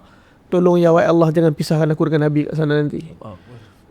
Perkataan dia ni betul-betul zuk kat saya tu. Rupa-rupanya kita ni, benda yang paling saya takut bila jasad kita sekarang kita jauh jasad daripada Nabi, tapi hati bila cerita pasal Nabi dekat dia rasa dengan Nabi. Tapi bila sampai kat Mekah Madinah, jasad dah dekat dengan Nabi dah, hati pula jauh daripada Nabi SAW. Mudah-mudahan Allah Ta'ala ampunkan saya lah. Dan Ustaz doakan lah supaya dapat, bukan bawa jemaah je pergi umrah haji, tapi bawa hati kita dan hati jemaah untuk pergi umrah dan haji. Mudah-mudahan Allah kabul dan makbul insyaAllah. Macam mana Ustaz punya perasaan bila dapat bawa mak ayah kan? Kadang ada orang dia punya keinginan meluak-luak tapi tak dapat. Tak sampaian kan. Tapi macam mana Ustaz bila dapat bawa mak ayah tu, dia satu rasa macam seolah-olah kita dah balas jasa mak ayah kita tu. Yang pertama, saya tetap rasa saya tak balas apa-apa. Betul lah. Sebab mak saya orang pertama yang jalik batal untuk saya dalam hidup ni. Dan setiap Fatihah Quran saya baca, semua akaun mak saya. Ayah saya, sebab saya minat dengan Quran, ayah saya. Cuma saya gembira lah, sebab dulu mak saya kenalkan saya dekat Nabi, sekarang saya bawa mak saya jumpa Nabi. Allah. Ini seronok saya, ya Allah. Semasa tu saya niat satu lagi, ya Allah, kau jadikan aku juga puncak sebab mak aku dapat pergi haji. Tapi Allah ambil ayah saya lah. Dan saya buat badal lah, selesai dah badal haji ayah saya dah buat lah. Alhamdulillah, mak saya Allah kabul 2 tahun lepas, 3 tahun lepas, saya dapat bawa mak saya pula pergi haji. Saya sendiri, tapi saya tak nak jadi mutawif dia lah. Masa tu saya minta orang lain. Alhamdulillah, seorang sahabat saya, Ustaz Hazim Haznan, Ustaz Hazim, dia jadi mutawif mak saya. Saya kata Alhamdulillah, sebab antara kawan saya yang saya respect betul dengan ilmu dia, dengan tarbiyah dia, memang orang yang tepat. Kita anak kan, duduk dengan mak anak aku dengan anak. Tapi kalau orang lain sikit, ustaz.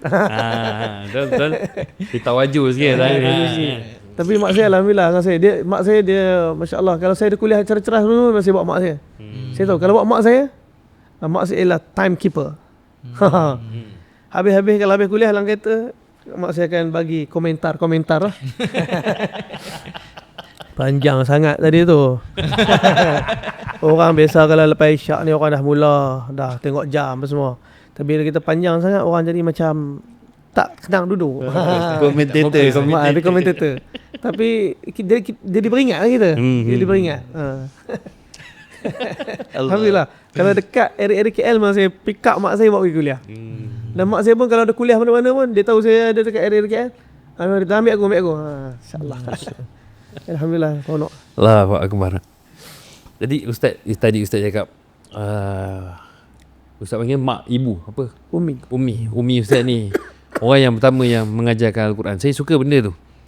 Saya tak tahu, mungkin dalam podcast sebelum ni pun, episod-episod sebelum ni kita ada cakap.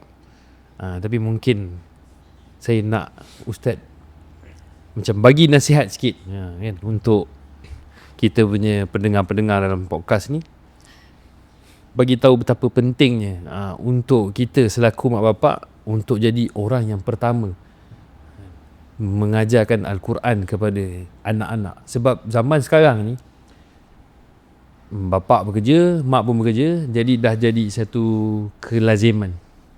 Anak-anak ni dihantar kepada guru-guru Al-Quran. Jadi mak bapak ni mungkin Ustaz boleh ceritakan sedikit kelebihan, fadilat, janji daripada Allah dan Rasul tentang ibu bapa yang mengajarkan anak Al-Quran. Pertama sekali, bukan semua mak ayah hafiz Quran, bukan semua mak ayah guru Quran, tetapi insya-Allah semua mak ayah tahu alif bata.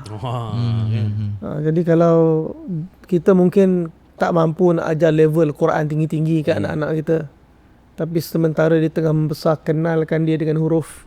Mudah-mudahan asbab huruf yang dia kenal daripada kita, asas dia. Lepas ni dia pergi jadi guru agama, ilmu yang dia mengajar mungkin ilmu sampai ilmu qiraat, rupanya pahala balik kat kita. Rugilah orang yang dah terlepas peluang ni. Tapi jangan kata dia tak ada peluang lagi, masih. Jangan sampai dah terlepas peluang. Allah, saya langsung tak sempat ajar anak saya masa kecil alif bata. Paling kurang sekarang ni kenal pasti anak kita punya Fatihah tu betul ke tak. Duduklah rumah kita sekarang ni, siapa yang ada anak, yang ada keluarga, dengarlah keluarga kita punya Fatihah. Isteri kita baca Quran betul ke tak. Duduk dengar, pasang telinga. Ramai pasang mata, tengok handphone isteri, tengok handphone suami. Pasang mata banyak pasang mata, risau je siapa dia WhatsApp risau, pasang mata banyak. Tapi pasang telinga tak pasang. Tak pasang. Dengar Quran ni, abang lama tak dengar awak baca Quran ni. Ni ayah tak dengar awak baca Quran ni. Bilalah awak dah baca juzuk berapa dah? Kita tak tahu anak kita sekarang ni Quran kat mana. Juzuk berapa? Hak yang sulung baca kat mana dah? Anak hafal Quran ke tidak? Sekarang ni sebenarnya mak ayah di akhirat nanti Allah Subhanahu Wa Taala janjikan oleh lidah Nabi kita sallallahu alaihi wasallam berkenaan anak-anak yang akan pakaikan mahkota kat akhirat nanti untuk mak ayah dia. Setiap daripada mak ayah dia akan dinaikkan tangga-tangga daripada setiap hafalan Quran anak-anak dia. Paling Quran sekarang ni mungkinlah anak-anak kita dah besar, yang mungkin dah remaja, tak sempat dah kita nak ajar alif bata ni. Paling kurang letakkanlah, bagi semangat untuk dia duduk dalam bidang dalam pengajian Quran. Paling kurang dia boleh baca Quran di hujung hayat kita. Paling kurang lah masa orang baca Yasin, tahlil tu dia dekat dalam, bukan sibuk siap nasi kambing kat belakang. Takut-takut anak-anak kita masa kita dah meninggal, jenazah kita pun tak sempat sentuh. Jenazah kita bukan dia orang yang solat. Jenazah kita bukan dia orang yang sampaikan doa. Jenazah kita akhirnya terlepas macam tu tanpa dia orang. Sebab tu selagi hayat ada ni, masa tengah ada. Jadi saya cadangkan, saya minta lah untuk diri saya sendirilah. Ni bukan sempurna, dia cakap ni pun teruk juga ni. Banyak benda terlepas pandang juga. Kita keluar sebelum subuh, balik lepas subuh. Sebelum keluar, belum keluar, masa keluar anak belum bangun, balik anak dah tidur. Berapa hari tak jumpa, balik-balik tengok dah besar anak aku ni. Keluar pagi, balik petang, dapat gaji, bayar hutang. Itulah hidup dia hari-hari ya. Sehingga kan agama ni tersebab fikir anak membesar tanpa sempat nak kenal kepada Tuhan dia. Tapi anak sempat kenal Pikachu. Anak sempat kenal Iron Man. Anak sempat kenal selain daripada sahabat dan Allah. Maksudnya ada kelompongan. Saya sendiri bercakap sama. Jadi saya nak ajaklah tuan-tuan dan puan sekalian, agama ni bukan cari masa lapang. Agama ni bagi masa. Paling kurang kita bagilah masa untuk dengar lah. Paling kurang bacaan Fatihah anak-anak kita. Itulah keutamaan. Salah Fatihah dia tak betul solat dia. Allah Akbar. Rupanya sepanjang anak kita dah besar, rupanya Fatihah pun problem lagi. Mudah-mudahan Allah Ta'ala ampunkan. Saya sendiri bercakap lah, kita usahalah untuk keluarga kita. Saya teringat ada satu kisah berkenaan satu orang anak. Ayah dia terlampau sibuk. Dan dia ni rindulah kat ayah dia. Tapi mak dia bagus, mak dia ajar Quran. Satu hari anugerah kat sekolah, dia kena bagi persembahan budak ni. Dia kata mak dengan ayah kena datang Saya dah bagi persembahan. Ayah dia kata mak je lah datang. Ayah sibuk macam biasa lah. Ayah ni je, kalau ayah sibuk ni yang ni je saya nak minta ayah datang, yang ni je. Mak tolonglah pujuk ayah bagi datang. So ada benda yang saya nak bagi tahu kat ayah. Rupanya hari tu dia kena buat persembahan dengan hari anugerah tu. Dan dia berdiri atas pentas. Budak ni umur sekitar 10-11 tahun. Saya tak pasti negara mana. Ada satu orang syekh cerita kisah ni. Dia berdiri atas pentas. Dia panggil satu orang ustaz. Ustaz atas pentas. Dia kata, ustaz tolong cek bacaan Quran saya boleh? Ustaz tu kata, Masya Allah, boleh. Ustaz tu di atas pentas duduk sebelah dia baca Quran. Bila dia baca Quran, ustaz tu cek. Ustaz tu kata, Masya Allah, bagusnya. Sampai pada ayat Yawma yafirrul mar'u min akhihi wa ummihi wa abihi wa sahibatihi wa banihi likulli imri'in minhum yawma idhin sya'nun yughnihi. Ayah dia dengar, dia baca Quran. Ayah dia mengalir mata kat belakang. Selama ni aku tak pernah peduli Quran. Rupanya anak aku pandai baca Quran, sedapnya lah baca Quran lah. Aku yang baca Quran tak sedap macam tu. Dia tengok isteri dia. Isteri dia mengalir mata lah. Dia kata, awak didik anak kita macam ni. Tanpa sempat ayah aku ni sibuk sangat dunia cari untuk anak ni. Tapi anak ni dapat baca Quran macam ni. Wallahi. Lepas tu anak tu berdiri. Anak tu kata, saya dedikasikan Quran ni untuk ayah saya. Ayah saya tak sempat nak jaga saya dengan Quran ni. Tetapi saya sayang ayah saya kerana saya tahu dia berkorban untuk dunia saya. Saya risaukan akhirat dia. Sebab dalam ayat ni Allah kata yauma yafirrul mar'u min akhihi. Hari tu satu orang akan lari daripada pasangan dan adik-beradik dia. Wa ummihi wa abi. Hari yang sibuk tu dia akan lari pada mak dia, ayah dia. Wa sahibatihi wa bani. Itulah kesibukan yang akhirnya dia akan lari daripada pasangan dan anak-anak dia. Likulli imri'in minhum yawma idzin sya'nu yughni. Hari tu hari yang sangat sibuk. Semua orang dengan amalan masing-masing. Saya takut hari tu berlaku kat keluarga saya. Saya harap hari ni hari yang saya nak peluk ayah saya lama-lama. Sebab ayah saya tak ada sempat masa dengan saya. Tapi hari ni ayah saya bagi masa dengan saya. Inilah hari yang paling mahal dan bahagia untuk saya. Ayah dia datang nak tementah peluk dia. Ayah dia minta maaf. Ayah dia kata, selama ni ayah sangka ayah sibuk dengan dunia. Ayah bagi kamu dunia. Ayah rasa ayah cukup. Tak. Rupanya ayah berterima kasih kepada mak kamu yang didikkan Al-Quran sehingga kamu dapat baca Al-Quran macam ni. Demi Allah, ayah di hari itu mula balik dengan Quran. Ayah di hari itu mula dekat dengan Allah hanya kerana seorang anak. Kita sebenarnya dalam hidup kita ni semua boleh jadi guru pada kita. Kadang-kadang anak-anak kita dalam rumah kita. Anak-anak tu mungkin kita nampak budak-budak kecil tak ada apa. Apa nasihat kita boleh dapat pada anak-anak ni? Tapi hakikatnya kadang-kadang Allah Ta'ala sayang kita ni. Engkau ni jauh ni. Aku hantar anak engkau ni untuk dekat dengan aku. Dan sebab anak-anak, kita jadi dekat dengan Allah. Sebab tu tuan-tuan, Ustaz akan saya syukur Allah Ta'ala pilih kita dalam kerja ni. Dan Allah Ta'ala, satu benda yang saya sentiasa letak ingat dalam kepala saya, kau dulu kat longkang Allah kutip. Kalau Allah biarkan kau kat longkang dengan dunia yang kesibukan dunia ni, tak ada apa yang tinggal. Walaupun Quran kita belajar pada kecil, tapi kalau bukan kita letak dia pada tempat dia, Quran tu tak pernah hina. Yang hina kita. Benar. Yang hina kita. Wallahu'alam. Allah Akbar. Masa itulah saya pernah dengar Maulana Hilmi dia pernah bagi bayan dekat madrasah kami tu. Dia cerita masa dia habis belajar, guru dia bagi tahu, dia kata sekarang kamu kena jangan kamu ingat saya ni sebagai guru kamu, saya yang paling berjasa pada kamu. Dia kata sebenarnya orang yang paling berjasa kepada kamu adalah orang yang pertama kali ajar kamu alif bata. Maka Maulana Hilmi kata dia teringat masa tu dia ternangis. Dia ingat masa tu orang yang pertama sekali ajar dia alif bata adalah mak ayah ni. Dan saya pula masa saya dengar cerita bayan Maulana Hilmi tu, saya pun terfikir orang yang pertama sekali ajar saya alif bata itulah mak saya sendiri, kan? Ibu saya sendiri. Itulah ini supaya kita sama-sama dapat, walaupun kita dapat betulkan ataupun kita dapat mulakan bacaan anak kita dengan alif bata pun, itu satu anugerah yang besar. Sebab nanti bila mana dia pandai baca Quran, dia jadi hafiz Al-Quran, semuanya akan masuk pada akaun mak ayah sendiri, kan? InsyaAllah lah.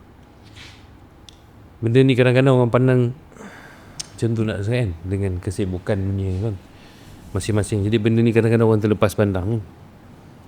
Ya, semoga Allah Ta'ala bagi taufik lah untuk kita semua jadi orang yang mula-mula mengenalkan anak kita semua dengan Al-Quran, insya-Allah. Jadi kita dah Sebab tu Nabi SAW beritahu apa dalam hadis, adibu auladakum ala salasi khisalin, hubbi nabiyikum wa hubbi ahli baitihi wa qiraatil Quran. Ajarkanlah kepada anak kamu tentang 3 perkara. Yang pertama iaitu hubbi nabiyikum, mencintai nabi kamu. Yang kedua hubbi ahli baitihi, iaitu cinta kepada ahli keluarga Nabi SAW. Dan yang ketiga Nabi SAW beritahu wa qiraatil Quran, ajar mereka untuk baca Al-Quran. boleh tak Ustaz bagi apa-apa nasihat untuk pendengar-pendengar kita persediaan untuk menghadapi Ramadan. Dan Nabi kita sallallahu alaihi wasallam Wasallam.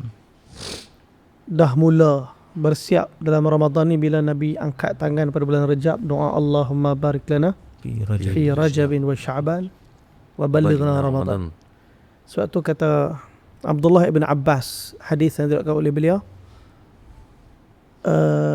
Sayyidina Sa'id ibn Jubair mengatakan bahawa Abdullah bin Abbas telah meriwayatkan Nabi sallallahu alaihi wasallam ni, bila masuk bulan Rajab kami melihat Nabi berpuasa seolah-olah tak berbuka.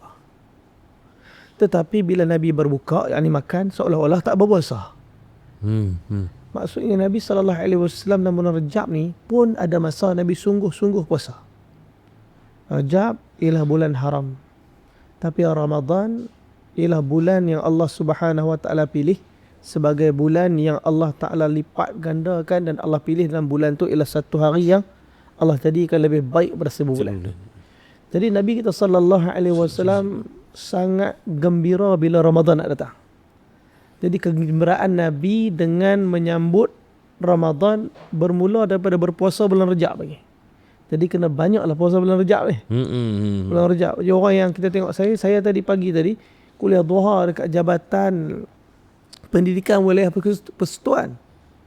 Pagi tu macam niat nak puasa juga. Tapi sekali dia orang jamu nasi sambai udang Allahu Akbar. dengan petai. Allahu Akbar. Barang jadi. Allahumma lakasumtu Betul. pukul 10 pagi. Allah Akbar. Elok saya dah Allahumma lakasumtu. Dia orang kata, Ustaz, minta maaf pengarah tak dapat duduk sama sebab dia puasa. Allah. Itulah balon dulu sebelum orang tua.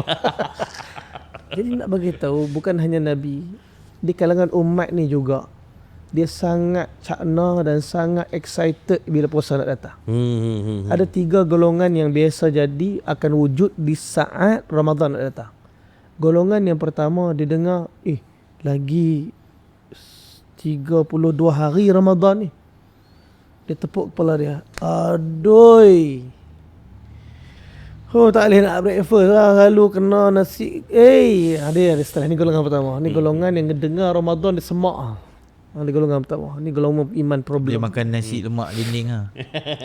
Selalu dia bedah nasi lemak. Tiba-tiba dengar lagi sebulan Ramadan dia jadi stres.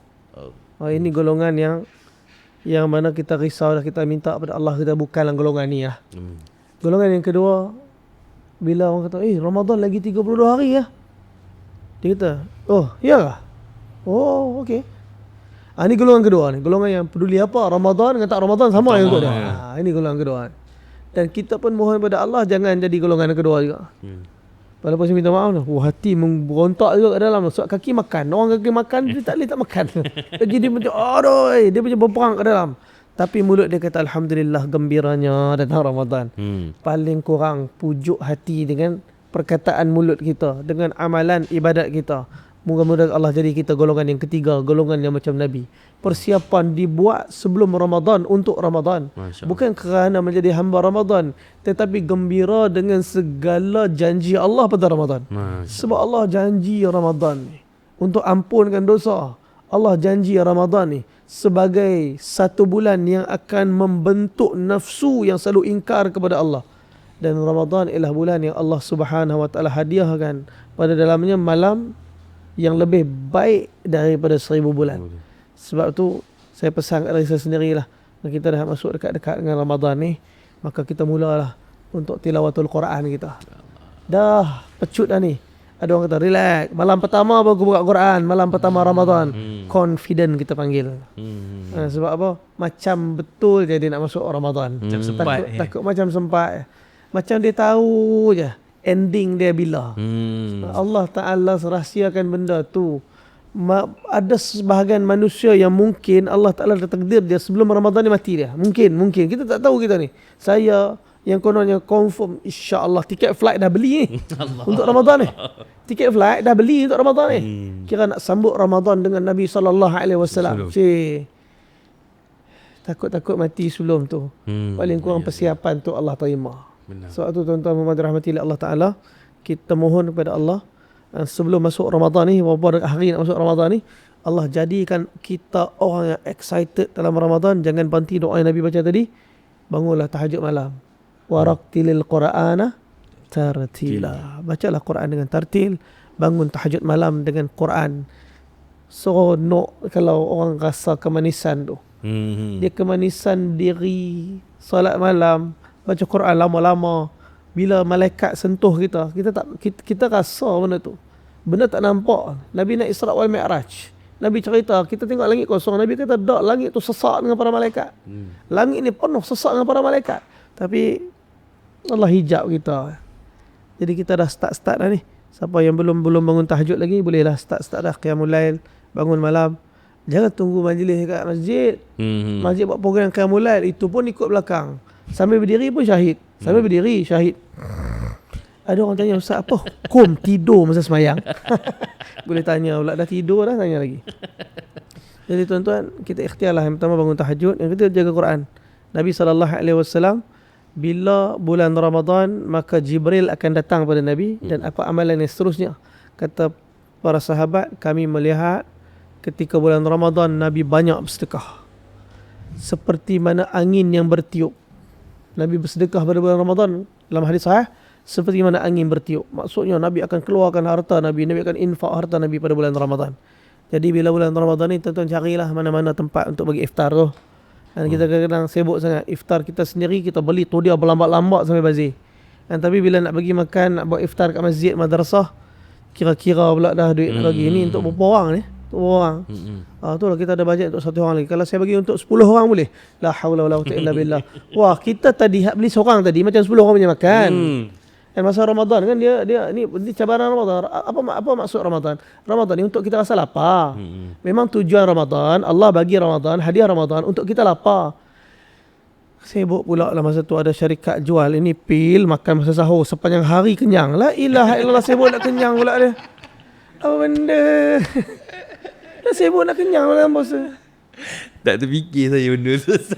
Betul juga. Allah suruh lapar kan? Kau nak kenyang apa hal kan? Ini sahur ni. Sahur kita makan nasi kepala ikan, kita tala 3 pinggan. Ini insya-Allah sampai petang kenyang. Apa benda maksud ni? Tak sampai. Maksud sampai. Soalan cuba cemas lah Ustaz. Siapa tetamu yang paling kerap ziarah rumah Nabi? Ada orang tanya, dulu guru kami tanya soalan ni, siapa tetamu paling kerap ziarah rumah Nabi? Kami semua pun nak jawab pun fikir Abu Bakar kot. Sekali dia punya jawapan apa? Lapar. Al-ju'. Lapar. Itulah tetamu yang paling kerap singgah rumah Nabi SAW. Hari-hari yang berlalu, kata Sayyidatuna Aisyah radhiyallahu anha, ma syabi'alu Muhammadin sallallahu alaihi wasallam min khubzin sya'irin yawmayn mutatabi'an hatta ghubida Rasulullah. Aku tak pernah tengok, kata Aisyah, keluarga Nabi kenyang 2 hari berturut-turut, hatta daripada roti yang diperbuat daripada barli sampai Nabi wafat. Allah. Itu hari tak puasa. Hari puasa. Macam mana berpada? Nabi buka puasa macam mana? Allah. Kita ni pergi bazar Ramadan, daripada kedai pertama sampai kedai hujung, saya minta maaf. Kalau ada orang jual selipar Jepun celup tepung berlaku. Selipar Jepun celup tepung goreng. Wih, sedap selipar Jepun goreng. Hoi, jadi sebab apa bulan puasa? Lapar ni cerita. Semua benda ni nak sapu. Tiada sampai orang kata lipas pun nampak macam kurma tu. Lipas tarik atas meja. Nampak macam kurma. Allah. Ya Allah. Ya Allah. Ya Allah. Betul. Astagfirullahalazim. Allah. Siapa makan kurma? Ya Allah. Tapi itulah soalan dia kan. Kalau tak ada Ramadan kat kita kan. Kalau Ramadan tu tak ada kan. Kalau Ramadan tak. Sebenarnya amalan yang paling besar dalam Ramadan apa dia? Puasa lah. Benar. Itulah amalan yang paling besar. Oh, apa amalan paling afdal dalam Ramadan? Puasa. Itulah amalan yang paling afdal. Lapar Lapar. Dan soalan apa nak tanya tadi? Allahumma salli alaihi wasallam. Kalau Allah tak bagi Ramadan kat kita, agak-agak bila kita berhenti makan? Kita berhenti makan insya-Allah. Bila doktor suruh berhenti makan. Pun tak. Awak tu udang tak boleh gaut ni. Awak kacang. Doktor suruh berhenti. Doktor ni daging tak boleh. Ini kambing darah tinggi ni. Doktor semua benda tak boleh. Boleh. Susu cicah roti dah. Lah kali doktor suruh makan susu cicah roti lah. Ending dia. Itulah dulu. Sebab tu Nabi SAW lapar. Banyak sihat daripada sains dia. Tapi bukan sains tu kita kejar. Benar. Tapi rahmat Allah dan redha Allah pembentukan nafsu di dalam Ramadan tu, dalam puasa tu. InsyaAllah. Saya tak boleh tinggalkan lagi lipas. Astagfirullah. Jadi insya-Allah Ustaz, kita dah sampai kepada sesi penutupan dan akhir-akhir ni.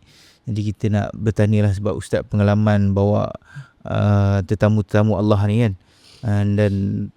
Dan beberapa hari lagi kita pun akan pergi bersama dengan Ustaz untuk menjadi tetamu-tetamu Allah ni. Soalan dia tentang bagaimana kita nak timbulkan rasa kecintaan kita kepada Nabi SAW. Kadang kita cakap bayan ataupun kita bagi ceramah kan, tapi benda tu kadang tak masuk dalam diri kita. Tapi kita nak bagi supaya kita betul-betul cinta kepada Nabi SAW. Cinta ni dia bukan datang gedebuk. Cinta ni sebahagiannya perlu usaha. Ada orang yang dia tengok satu benda tu muncul cinta, ada orang. Tapi ada orang tengok satu benda tu tak ada rasa. Itu dalam bahasa Melayu, patah Melayu kata tak kenal maka Tak cinta. tak cinta. Bukan kita tak cinta Nabi, tapi sebab kita belum betul-betul kenal Nabi. Apa yang kita nak kenal daripada Nabi sebenarnya? Apa yang Nabi dah buat dengan kita? Kalau saya tanya lah malam ni, siapa punya masakan paling sedap dalam dunia, apa kita jawab? Mak biasanya. Confirm kita jawab mak ya. Jujur lah, kalau mak kita masak banding dengan hotel, siapa sedap sebenarnya? Sebenarnya kita tak jawab. Kita tak jawab. Tak kita mak kita, walaupun hati kita hotel sedap. Tak, walaupun mak kita terlebih garam letak, walaupun mak kita terlebih gula letak, kita kata mak aku masak yang paling sedap dalam dunia. Semua orang, habis tu lah semua orang kata mak dia masak dalam dunia, mak siapa sedap sebenarnya? Semua kata mak dia. Betul juga. Tak, kita kata mak kita sedap sebab pengorbanan dia kat kita menyebabkan makanan dia sedap. Benar. Sebab kita tahu inilah orang yang paling sayang kita. Inilah orang yang paling habis banyak masa untuk kita. Inilah orang yang sanggup mati untuk kita. Mak kita lah orang dia. Dan kerana tu, bila kita tahu pengorbanan Nabi yang sebenarnya, kalau kita kenal Nabi kita, Nabi kata min asyaddi ummati lihubban. Di kalangan umat aku yang paling kuat cinta dia kepada aku, siapa dia? Nasun yakununa ba'di. Mereka ialah orang-orang yang akan datang jauh lepas pada aku nanti. Yawaddu ahaduhum law ra'ani bi ahlihi wa malih. Begitu kata Nabi, mereka rindu sangat nak tengok aku, sehingga mereka sanggup korbankan ahli keluarga dan harta-harta mereka. Bukankah tu kita? Kadang-kadang ada orang tu tak ada duit pun nak pergi umrah. Cari sana korek sini, cari sana korek sini. Ada orang tanya saya soalan hari tu. Dia kata, Ustaz, saya anak ni duit cukup-cukup nak pergi sekolah. Tapi saya rindu sangat dengan Nabi ni. Apakah patut saya pergi dulu jumpa Nabi, lepas tu saya fikir duit untuk anak sekolah ke macam mana? Saya kata, ya Allah, Hajah saya nak cakap pun tak tahu Hajah. Ni hal cinta ni bukan macam benda-benda beli kasut ni. Hal cinta ni bukan hati ni. Hajah boleh jawab soalan ni. Kalau Hajah ada cara lepas ni untuk sekolah kan, Hajah pasti duit ada cara. Sebab sekolah ni satu keperluan. Fardu ain ni benda penting. Anak kita mengenal Allah, ilmu fardu ain ni penting. Tu yang utama. Tapi cinta juga penting. Hajah tahulah apa keperluan Hajah sekarang ni. Dengan risau insya-Allah duit yang dikeluarkan untuk pergi umrah haji, duit tu Allah akan ganti. Duit tu Allah akan ganti. Imam Wajihuddin Abdul Rahman Dibai kita kenal. Dia antara penulis Maulid Dibai. Apa nama? Maulid Dibai. Cerita tentang dia ni yang masa dia nak bawa jemaah pergi ziarah Nabi sallallahu alaihi wasallam. Tengah-tengah dia cerita adab nak ziarah Nabi, satu orang budak umur 8 tahun duduk dengar sekali. Dia cerita tentang Nabi. Budak ni akhir kata, Ustaz, Syekh nak ikut boleh pergi sekali ni. Syekh tu tengok dia, kamu umur berapa? Dia kata 8 tahun. Kenapa kamu nak ziarah Nabi? Budak tu jawab dengan yakin, Syekh, saya nak pergi ziarah Nabi sebab saya sayang, saya rindu Nabi. Budak umur 8 tahun boleh jawab rindu lah. Anak kita 8 tahun buat apa? Anak kita 8 tahun sekarang cakap pasal apa? Kenal tak dengan Nabi? Saya kadang saja tanya anak saya umur 8 tahun ni, nak anak Nabi kita ada berapa?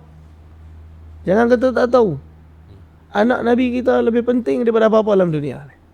Sebab apa? Kerana Nabi lah kita hidup hari ni dengan keadaan kita kenal sama dengan Tuhan kita. Allahu Akbar. Budak tu kata, aku rindukan Nabi. Abdul Rahman Syah Wajihuddin Abdul Rahman Dibai kata, ada pun macam tu, kami tak boleh bawa engkau. Dah baliklah. Budak tu kecewa, sedih dia pergi. Tapi tak kala tengah-tengah orang sibuk packing, dia lari datang balik. Orang tak sedar dia masuk dalam beg satu jemaah. Dia seluduk masuk dalam beg jemaah. Dia katakan daripada Zabit Yaman nak sampai ke Madinah, ambil masa 2 minggu mungkin perjalanan baru sampai ke Madinah. Akhirnya sampai kat Madinah. Sampai kat Madinah, Syekh Wajihuddin Abdul Rahman Dibai kata, insya-Allah semua kita berhimpun insya-Allah. Kita nak cerita adab lepas ni kita ziarah Nabi kita sallallahu alaihi wasallam, kita dah sampai Madinah. Tiba-tiba budak tu yang dalam beg tadi dengar dia buka beg, dia turun balik. Syekh terkejut, macam mana kamu ada ni? Budak tu kata, Syekh, saya minta maaf, saya tak minta izin, saya duduk dalam beg jemaah ni. Aku tak heran kamu ada dalam beg jemaah ni, kamu sampai sini aku heran kamu duduk 2 minggu dalam beg ni, kamu buat apa? Kamu makan apa ni? Dengan yakin budak tu kata, Syekh, kerinduan kecintaan saya kepada Nabi menghilangkan segala lapar dan dahaga saya. Hilang lapar dahaga sebab rindu sangat dengan Nabi. Rindu dia macam tu punya. Abu Bakar Siddiq, masa Nabi perlukan air, masa Nabi masa hijrah, Nabi ingat Abu Bakar Siddiq dengan empat orang kan hijrah, Nabi, Abu Bakar Siddiq, yang tarik tu nama apa? Allah SWT, lupa pula malam ni. Seorang khadimnya Sayyidina Abu Bakar Siddiq, lepas tu Penunjuk jalan. Penunjuk jalan Nabi SAW. Abdullah bin Uraiqid penunjuk jalan. Abu Bakar kan Nabi dahaga. Nabi kata, Abu Bakar ada air. Abu Bakar cari air, dapat semangkuk bagi kat Nabi. Nabi minum air tu. Abu Bakar kata, aku tengok Nabi minum. Abu Bakar kata, aku senyum sebab fasyariban Nabi hatta wartawaitu ana. Nabi yang minum, aku hilang dahaga, kata Abu Bakar. Sebab apa? Bila kekasih kita suka satu benda yang memuaskan kekasih kita, itulah menggembirakan kita. Budak tadi beritahu kecintaan, kerinduan aku pada Nabi menghilangkan lapar dahaga aku. Dia genggam tanah Madinah. Dia kata, Syekh, ini Madinah ke? Nabi pernah pijak ke tanah ni? Syekh kata, anak kecil, inilah tanah Madinah yang Nabi pernah pijak dulu. Dia cium tanah tu, dia rebah dan dia meninggal dunia kat situ.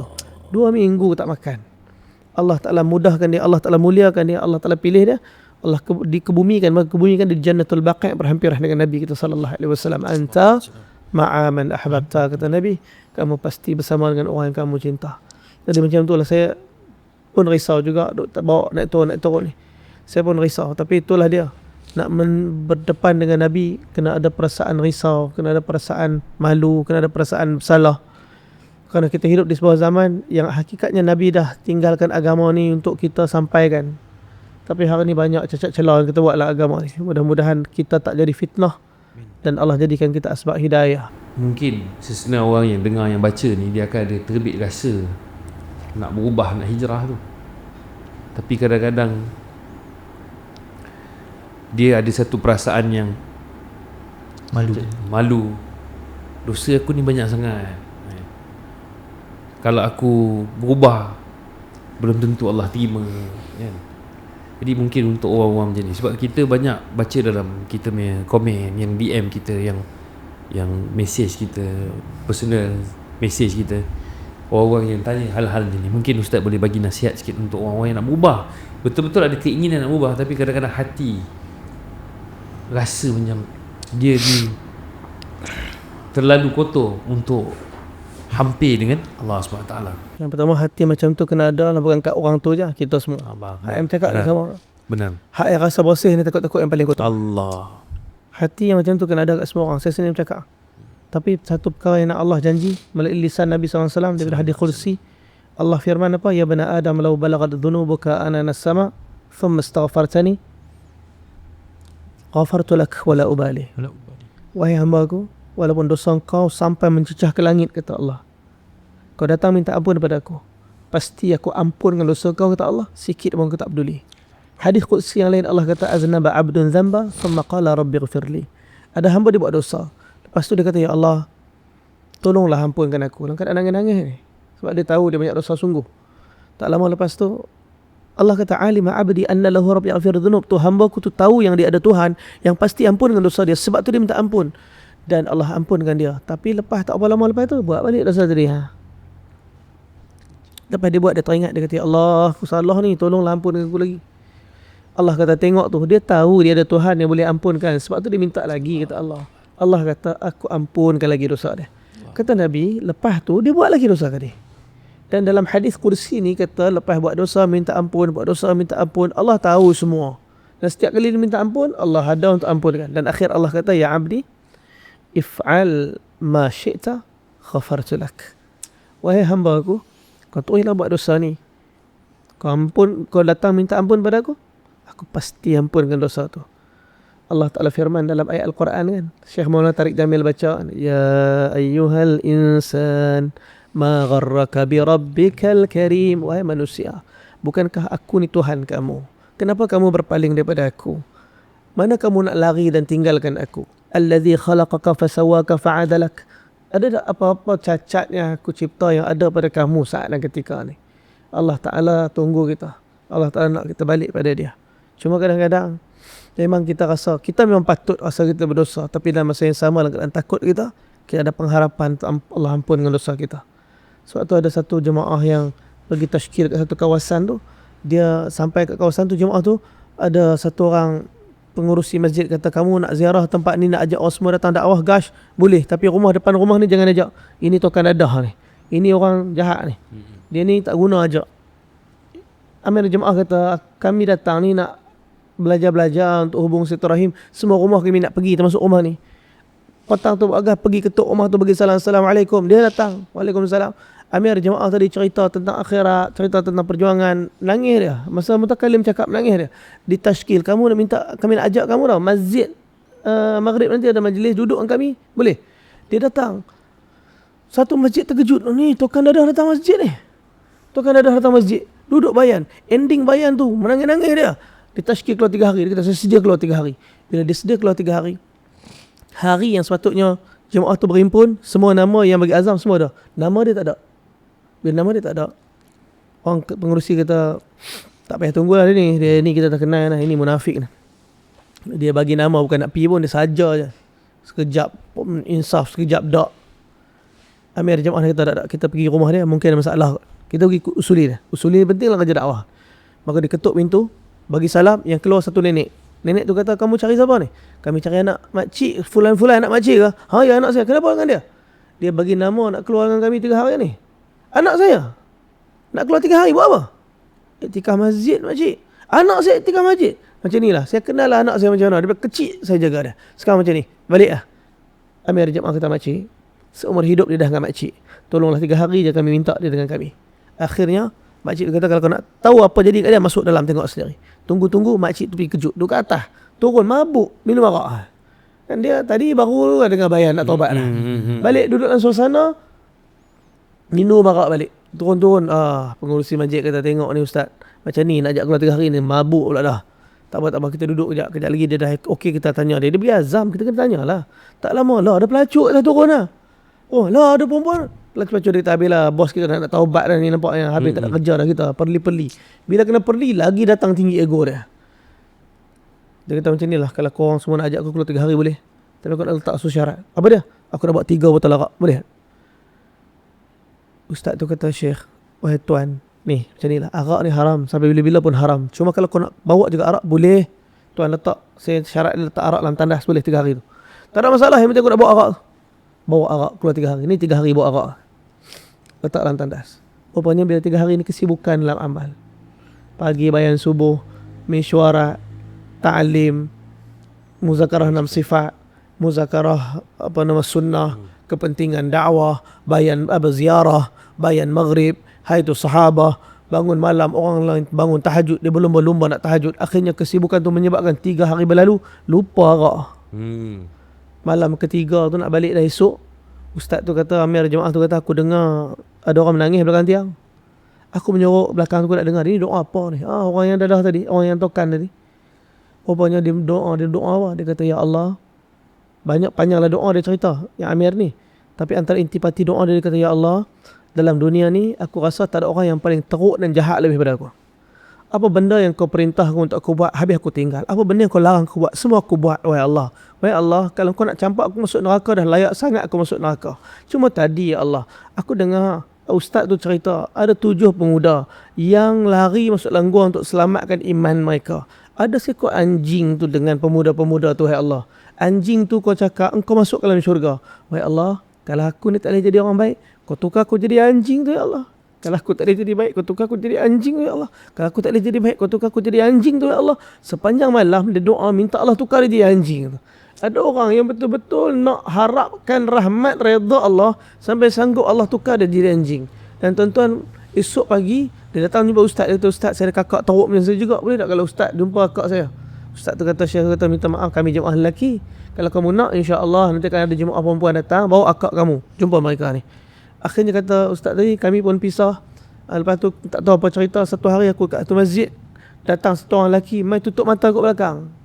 Amir Sahab, ingat saya lagi tak? Kata Syekh Amir Sahab tadi, dia pusing belakang, aku tengok je, macam kenal, macam tak kenal. Siapa lelaki ni? Tapi demi Allah, walaupun aku tak kenal, aku tengok muka dia, aku nampak nur cahaya iman pada wajah dia. Siapa lelaki ni? Syekh, Ustaz Amir Sahab, ingat saya lagi tak? Amir Sahab ada dakwah sekian-sekian, arak sekian-sekian, tempat sekian-sekian. Ya Allah, aku ingat dah. Tokan dadah hari tu yang aku tashkil keluar tu, lain rupa dia. Tak macam aku jumpa mula-mula dulu. Betapa nur pada wajah dia kerana natijah taubat dia. Saja je Amir Sa'd dia kata bergurau, ni nak tanya lagi, jual arak lagi ke? Jual dadah lagi ke? Jual perempuan lagi ke? Dia kata, minta maaf Syekh, Ustaz Amir Sa'd, saya tak buat benda tu. Sekarang ni saya duk jual barang-barang budak-budak mainan dan sebagainya. Okey ke kerja macam tu? Dia kata, Alhamdulillah Ustaz, walaupun tak ada lah duit banyak macam dulu, tapi saya rasa berkat dia luar biasa yang tak dapat dibeli dengan harta yang banyak dulu Ustaz. Alhamdulillah, aku melihat dia lain daripada hari pertama aku jumpa dulu. Ni natijah daripada taubat. Taubat ni bukan bermakna sempurna dah lepas tu, tapi istiqamah nak kekal dalam hidayah dan taufik ni benda yang paling mahal, dan mujahadah yang paling tebal dan berat nak lalu sampai kita mati. Dan apa jadi kat lelaki ni? Rupanya mereka kata, itulah cahaya hidayah pada ramai gangster disebabkan dia taubat. Dia yang taubat tu, ramai orang dapat hidayah lepas sebab dia. Mudah-mudahan Allah tak jadikan kita pun orang-orang yang hujung-hujung. Kita dapat jaga sampai akhir hayat kita. Hidayah daripada Allah Ta'ala benda mahal. Sampai kita mati, mudah-mudahan di akhirat Allah terima kita lah. Nabi SAW pun kenal lah kita paling kurang sikit, insya-Allah. Amin. Ustaz, jadi apa nasihat yang Ustaz betul-betul pegang sampai sekarang sehingga Ustaz masih berada di landasan yang benar lah? Landasan dakwah ni lah. Landasan dakwah lah. Nasihat dalam dakwah yang betul-betul Ustaz pegang sampai masih boleh Alhamdulillah masih boleh istiqamah buat usaha dakwah. Dan saya harap yang pertama sekali, itulah saya harap saya terus kekal lah yang pertama. Sebab Amin. apa jadi pun sebenarnya, tonggang terbalik macam mana pun kita, jangan tinggalkan kerja dakwah ni. Kerja dakwah ni kerja yang Allah Ta'ala tinggalkan kepada Nabi, yang Nabi SAW wasiatkan dan wariskan kepada kita. Dan yang saya harap ialah taufik ni. Antara yang saya harap ialah taufik ni daripada doa yang Nabi ajar, Allahumma a'inni ala dhikrika wa syukrika wa husni ibadatik. Doa ni Nabi ajar kat Mu'az bin Jabal. Ustaz Mu'az, Nabi ajar doa ni kat Mu'az bin Jabal. Mu'az bin Jabal, Nabi pesan jangan tinggal doa ni. Siapa Mu'az bin Jabal? Ulama di kalangan para sahabat. Nabi kata jangan pernah tinggal. Ni orang yang paling layak, orang yang dah hebat, orang yang ulama besar, orang pejuang agama hidup zaman Nabi. Dia kata jangan tinggal doa ni, Allahumma a'inni, Allah bantu aku, ala zikrika, agar sentiasa ingat pada engkau, wa syukrika, bersyukur pada engkau, wa husni ibadati, cantikkan ibadat aku ya Allah. Hakikatnya tu yang kita duk minta saya sendiri lah, minta Allah kekalkan hidayah. Kita bukan dah berubah, minta maaf kalau dia Ustaz, masya-Allah dah bukan. Ini sedang dalam proses untuk terus kekal berubah. Benar. Sebab apa? Sebenarnya kita ni macam ni boleh tukar. Benar Ustaz. Macam ni je. Yang nampak macam masya-Allah, maaf je. Allah. Sebenarnya yang paling mahal, yang paling besar ialah doa Allah kekalkan hidayah dalam diri kita. Amin. Allahumma hdina wahdi bina wahdimna sajami'a waj'alna sababan liman ihtada. Ini doa yang besar lah kita buat dakwah ni, supaya kita kekal dengan hidayah dan akhirnya kita ni menjadi asbab hidayah. Allah Alam. Okay, terima kasih juga kita nak ucapkan kepada sponsor-sponsor untuk episod kali ini. Molvi X Mantoya yang sponsor pakaian kita, dan penaja utama kita, main sponsor kita, Asam Pedas Lauk Kampung. InsyaAllah korang boleh pergi check diorang punya medsos dekat IG, dekat TT. Boleh follow rapat-rapat, boleh tengok apa barang yang ada dekat akaun diorang tu, insyaAllah. Kita sempurnakan episod kali ini dengan tasbih kifarah dan surah Al-As. Subhanallah bihamdihi, subhanakallahumma bihamdika, asyhadu an la ilaha illa anta, astaghfiruka wa atubu ilaik. Bismillahirrahmanirrahim. Wal 'asr innal insana lafi khusr illa alladhina amanu wa amilus solihat wa tawassaw bil haqqi wa tawassaw bis sabr. Ma'as salama, ilal liqa.